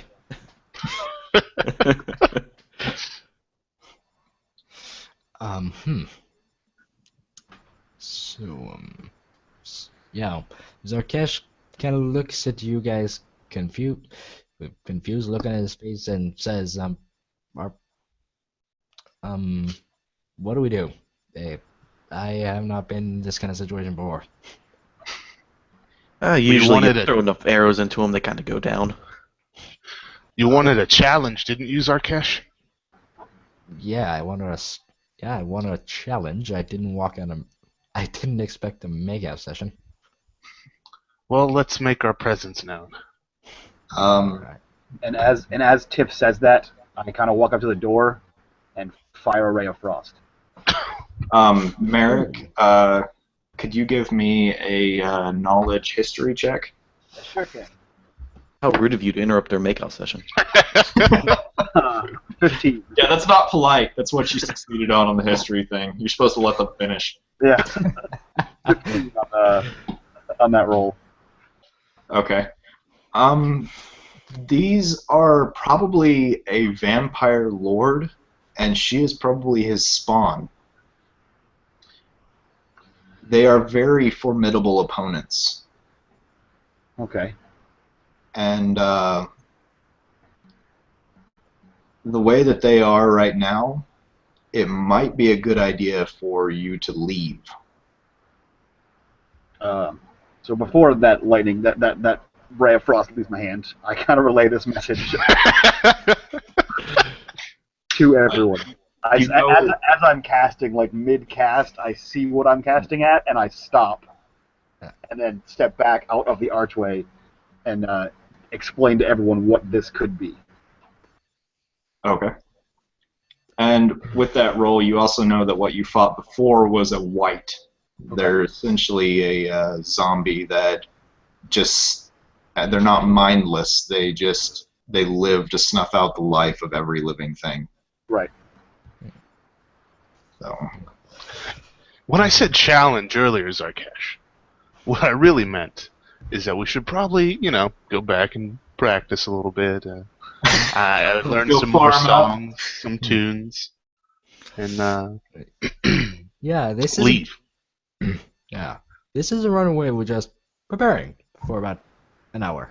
Exactly. Or a few months. That is very acceptable. Okay. Um, and before you leave, glancing back into the room, you see a purple portal open up underneath the couple, the vampires, and they slowly go down into it, and then the portal closes, leaving behind the black cobblestone on the ground. Okay. Does anyone else see that, or is that just me? Anyone else that was looking into the room? I think we could Klaus would have would seen probably this. be doing the Scooby-Doo look into the room. Like all kinds of stacked on top of each other. Yeah. You're somehow at the top, even though you're the Yeah. Over our 6'8" dragonborn friend. He's obviously the bottom. Yeah. Yep. I guess once I see them disappear, I'm just on a side plank, just watching just outside of the rim. so once I see them disappear into a portal, I guess I'll kind of, my curiosity gets the best of me, and I'll walk in this room. Okay. Yeah, walking in, your nostrils are assailed by the tinny copper smell of just blood. And it's what blood wasn't already like knocked out of these bandits that were basically sacrificed is pooling on the ground, and your boots are, or well, your shoes in your case, are kind of sticking to the ground as this blood is slowly drying. And anyone looking at me, I kind of have a gleeful Dexter kind of look going on when I see all the blood. Yeah. your And- blood smirk. Yeah, I have a blood smirk. Yeah. Yeah. I'd say Zarkesh would be walking in there with you, kind of stepping in the blood. And yeah, it's kind of curious. The blood I'm standing in, I'm kind of like, it's kind of like I'm standing a pool of my own, just out where I'm standing, just gray. The blood just turns the same gray as my skin. Yeah. Just retains all its properties, just gray blood. What else is in this room besides the sarcophagus and these corpses? There actually isn't anything else in the room. Okay. The inside, it has deep runes inscribed in the stone. But everywhere that the blood seemed to touch, the runes seemed to crack and almost seemed to accelerate in their decay. I guess I'll go inspect the sarcophagus. Okay. And then, There actually is not anything inside of this sarcophagus, and there aren't scratch marks or anything in it either. Okay. yeah, Zarkesh is just kind of poking at the ground with a portal up here, just making sure it won't give way. Yeah, it's very stable. Nothing discernible about these bandits. They just seem like pretty much run-of-the-mill, the guys we've been running into before. Yeah, they were just your run-of-the-mill bandits. Yeah. They've all got the little tattoo on their neck. As much as visible with the ripped out throats. Yeah. Anything of value on them? No, it looks like they're just the bodies. These were probably the bandits who were cowering when they got attacked. Okay. So the very poor, like they were just following the band just because they wanted to belong to something.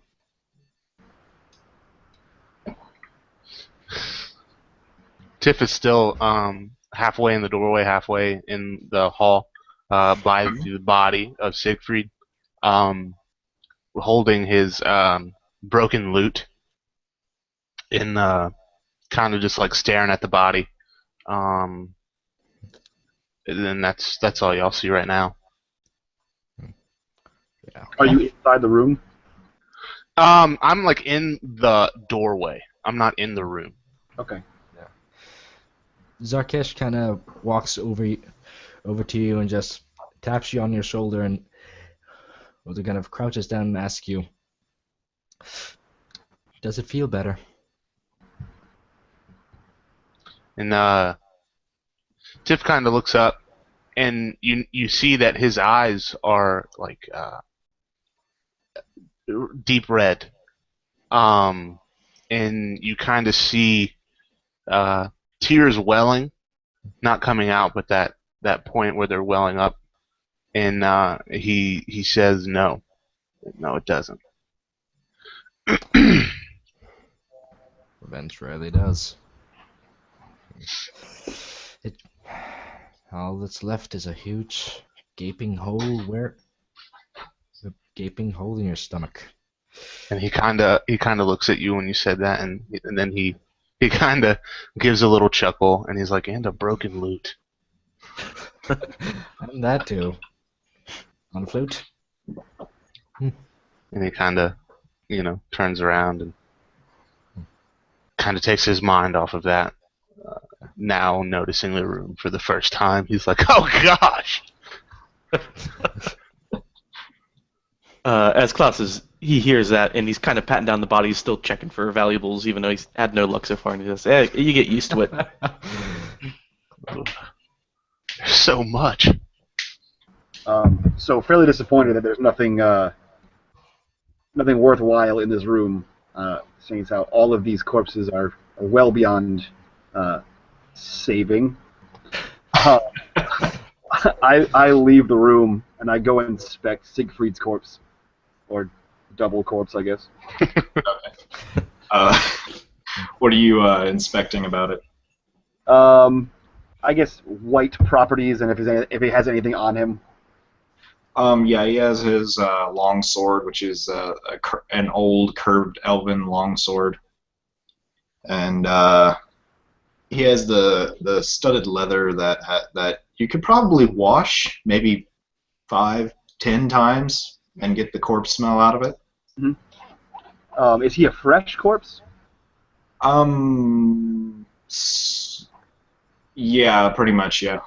Okay, so does the sword look like it's in good condition? Fairly good condition, yeah.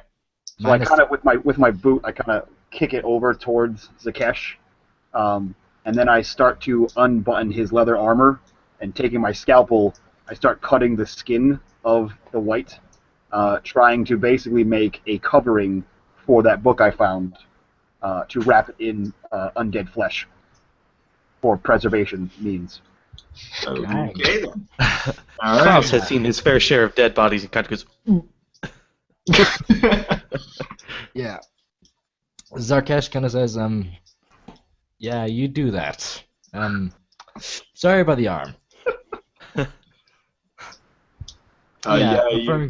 Referring to the arm that I sliced off. Yeah, you can find plenty of undead flesh on this body. Tiff throws up the potato and soup that he had earlier with the bread. It's just all on the floor. It's all there.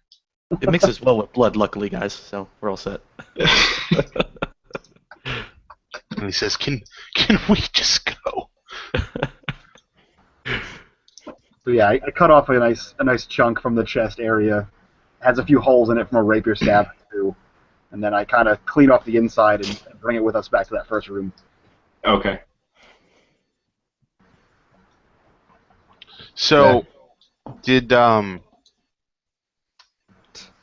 Tiff actually wanted to go check out the direction that Siegfried was heading to see if that is a quicker way out? No, this is a perfectly circular room, and it was just another direction to go around. Okay.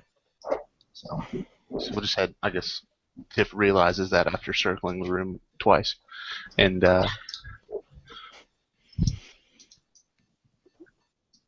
back in the other room, you realize that there are a lot of zombie bodies in here.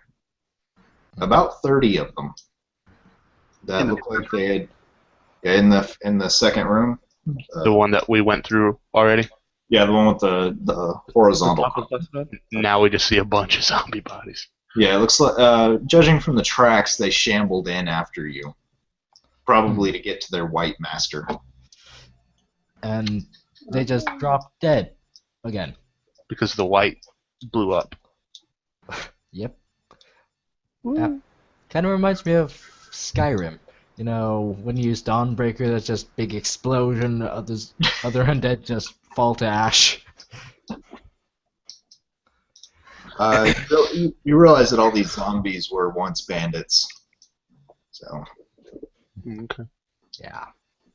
And, Merrick, you wrap that tome very carefully in your white chest flesh. Oh. Done. All right. And yeah, your travel back to it's. By the way, it's also not. You don't feel as cold here now. Like it's almost like the evil of the area has started to recede. And are you all going to go back to town, or? Yeah. Yeah. Possible Sounds reward. good. Is it deep into the evening, or is it like the sun's now coming up? It's deep into the evening. This didn't take that long. Okay. Maybe about an hour, on top of your hour's rest. Mm-hmm. So. Yeah. So while we're walking back, Zarkesh kind of leans his head over to Tiff, and kind of whispers, "You don't wrap your books in skin normally, right?" And Tiff just kind of looks back at him and says, I don't know what they do in Ennis. Well, where I'm from, we don't have books. Hmm. And then he puts the violin on his shoulder and starts playing. I don't know what they do in Ennis. Change of subject. Zarkesh kind of picks up his flute and just starts playing along. All right. Again, pretty well, considering he doesn't have lips. All right. Yeah, you guys make it back to town within about an hour, hour and a half. And you're greeted by Clara, the sheriff. And she goes, "Did you figure out what was going on?" Yeah, I need a new lute. And yeah, Zarkesh kind of extends his arm, the one that tusked and partly rotten, and kind of asks, "Do you have anybody in town that can deal with this?" So I have my hand on Clara's shoulder, and I'm saying, "You have an undead problem." And then as Zarkesh asks, he peeks back and says, "I can take a look at that." Yeah, Zarkesh kind of looks at you rather awkwardly and just said, "No, I'm fine."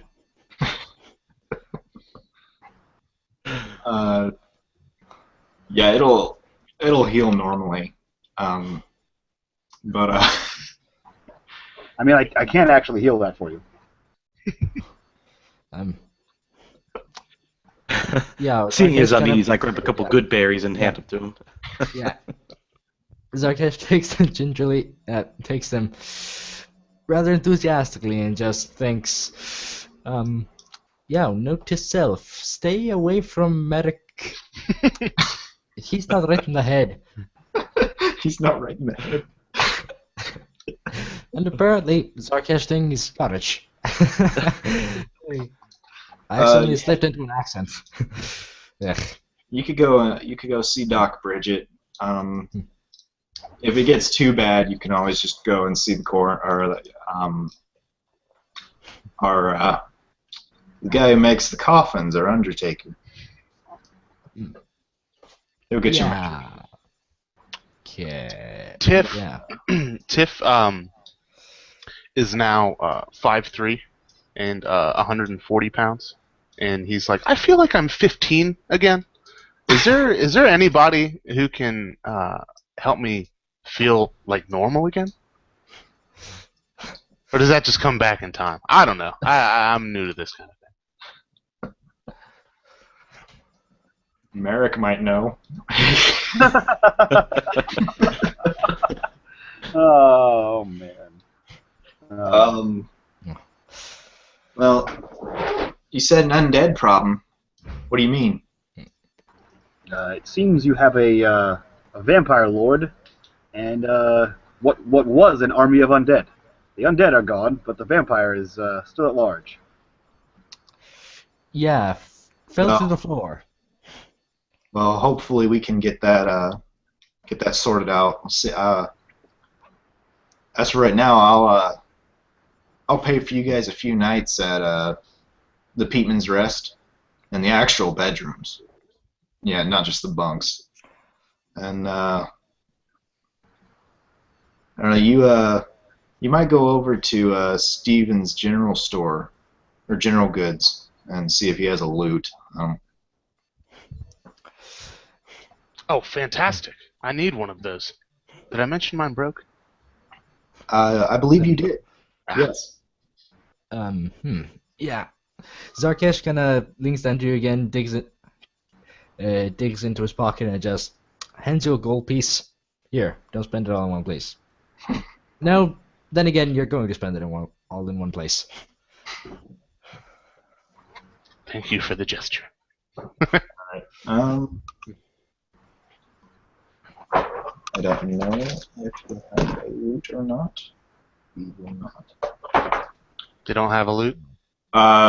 Once you go to Steven's General Goods, he doesn't have any like musical instruments. It's mostly food and nails, tools, cooking utensils, basic necessities. Yeah. Okay. He has a couple of wooden flutes, but that were carved by somebody, but no loots. Okay. Well, then he is just going to go back to the Peatman's Rest and just relax. All right. So just to skip ahead of here a little bit because I've got to go. But the following morning, you all wake up, and somewhere on your person, you are missing the lump of unworked copper, and you find a copper piece that has the silhouette of a jackal in it. All right. Zarkesh kind of looks it over a bit, looks it over from side, and that's odd. And just stuffs it back in his pocket. And you all kind of meander down to the common room at the same general time, and it's pretty empty. Like the barkeep isn't even in here, except for one man who is sitting at a table sort of in the middle of the room. There's a sword propped up at his side. It's very odd, and it appears to be made of silver, or coated in silver. And he looks up as you all come down the stairs, and he's like,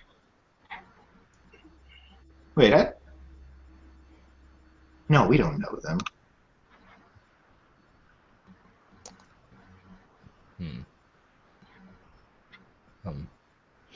So Zarkesh kind of looks down at this map, and while he's walking down the flight of stairs, and just kind of wondering, who is this asshat? His eyes are constantly dodging around the room, looking at anything and everything. And you notice that he seems to take note of pretty much everything you're carrying. And He's dressed in what was once fine clothing, but now it's seen a lot of wear and tear on the road. He's gathered a few scars over his years as well, and he beckons you and he says, "Come, sit. We need to talk about something." Was it? I don't remember. No, that's not it. Maybe that's it. And he goes off muttering to himself. And Tiff says to him, "Maybe a song will jog your memory." And he strikes up the violin again. Okay. Klaus would be a little bit hesitant about it. He might sit one table over, facing him. Okay. And I'll sit right at the table. All right. Yeah. So Zarkesh, the center table, Abelin just kind of puts the glaive down by his side and kind of crosses his arms and stares at him like he's waiting for him to explain why he's here. And he looks up at you and he kind of meets every single one of your gazes, and then his eyes suddenly clear, and they're not dodging around the room, and he gets very serious. And he goes, "You all earned your coin last night."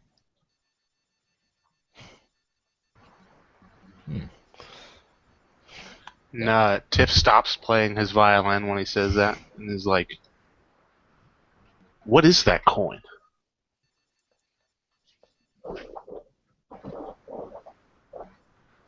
"You've been accepted as a recruit of the Copper Jackals."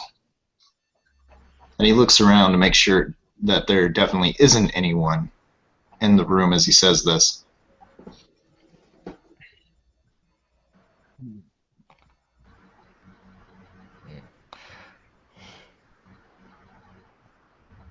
What's that mean?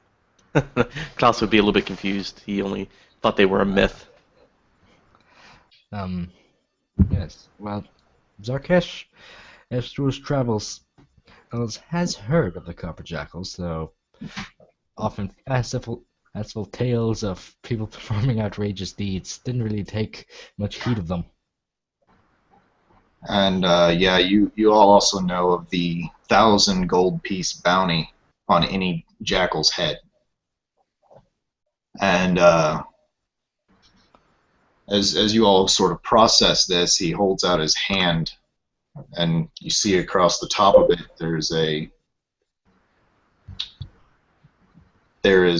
he removes his fingerless glove, and across the top is a tattoo of a similar coin to what you all now have on your person. And then he glances around nervously and puts the glove back on his hand.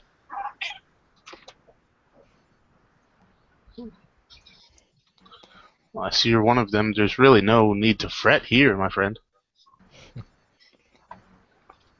There's reason to fret everywhere. Well, you do have a point. There's a vampire lord on the loose, but aside from that, I know of this vampire lord. No, that's not him. It's a different one. multiple ones, great. Well, And, yeah. But remember, the jackals are always watching. Always. And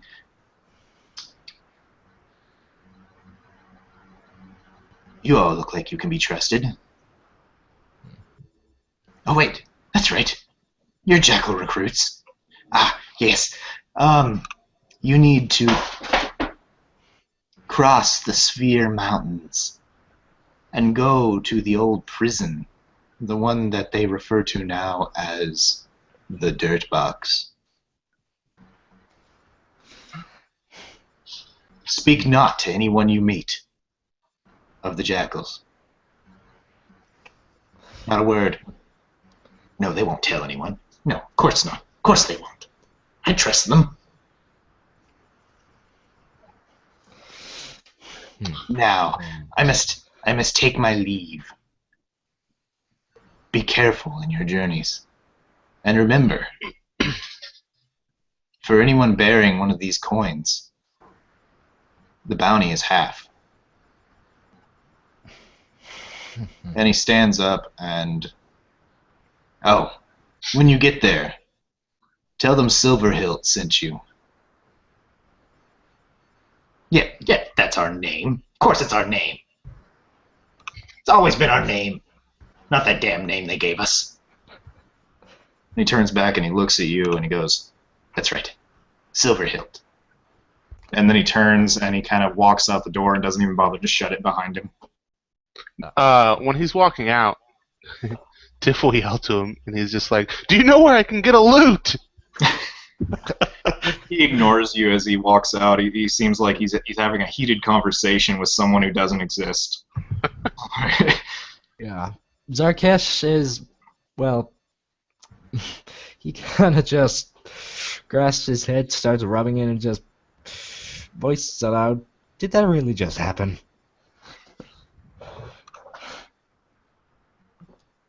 I believe it did. Well, You said there was no bartender, correct? No. There's Okay. no Klaus takes 4 copper, puts it on the top of the bar, and pours himself a drink. Okay. And with that, we will do a round of signing off, and then I will stop the broadcast. I am Chase Williams, and I run the channel Down and Dirty Roleplaying. And this was my first Copper Jackals coin minting session, where our 4 adventurers did something great to help someone else and have earned their coins. And with that, we will go to Kristen. all right. I just have to say this was a very fun session. I enjoyed myself immensely. And yeah, I'm Kristen Loy. Don't really have a channel to speak of. Yeah, look forward to my next Copper Jackal session. Okay. You want to throw it over to someone else? Well, I'd say Tiff. Or Shane, rather. My name's Shane Burkholder. I played Tiff, and he is now a Copper Jackal recruit, and this was my first session doing anything on Google Hangouts or anything like that, so it was super fun. Thanks, Chase, for putting this together. I had a really good time, and I need to find a loot. I don't know what fluid you want. Merrick, go ahead. So I'm still Mike. First of all, thanks, Chase, for putting this on. This was a good time. Good way to spend a Sunday. I am Unmade Man. You can find me on Twitter, Facebook, Instagram, and Twitch on as /Unmade Man, and on YouTube as /Unmade Gaming. And it's been real. Mike? My name is Mike. My usual gaming handle is the Cosmic Rhinoceros, sometimes the Anonymous Rhinoceros. I was playing Klaus von Fahrenhold, a ranger who had awesome sniping abilities, except for against that white. And just general nerd. It's fun. All right. So, well, thanks to you guys. I had a great session, and I will stop the broadcast.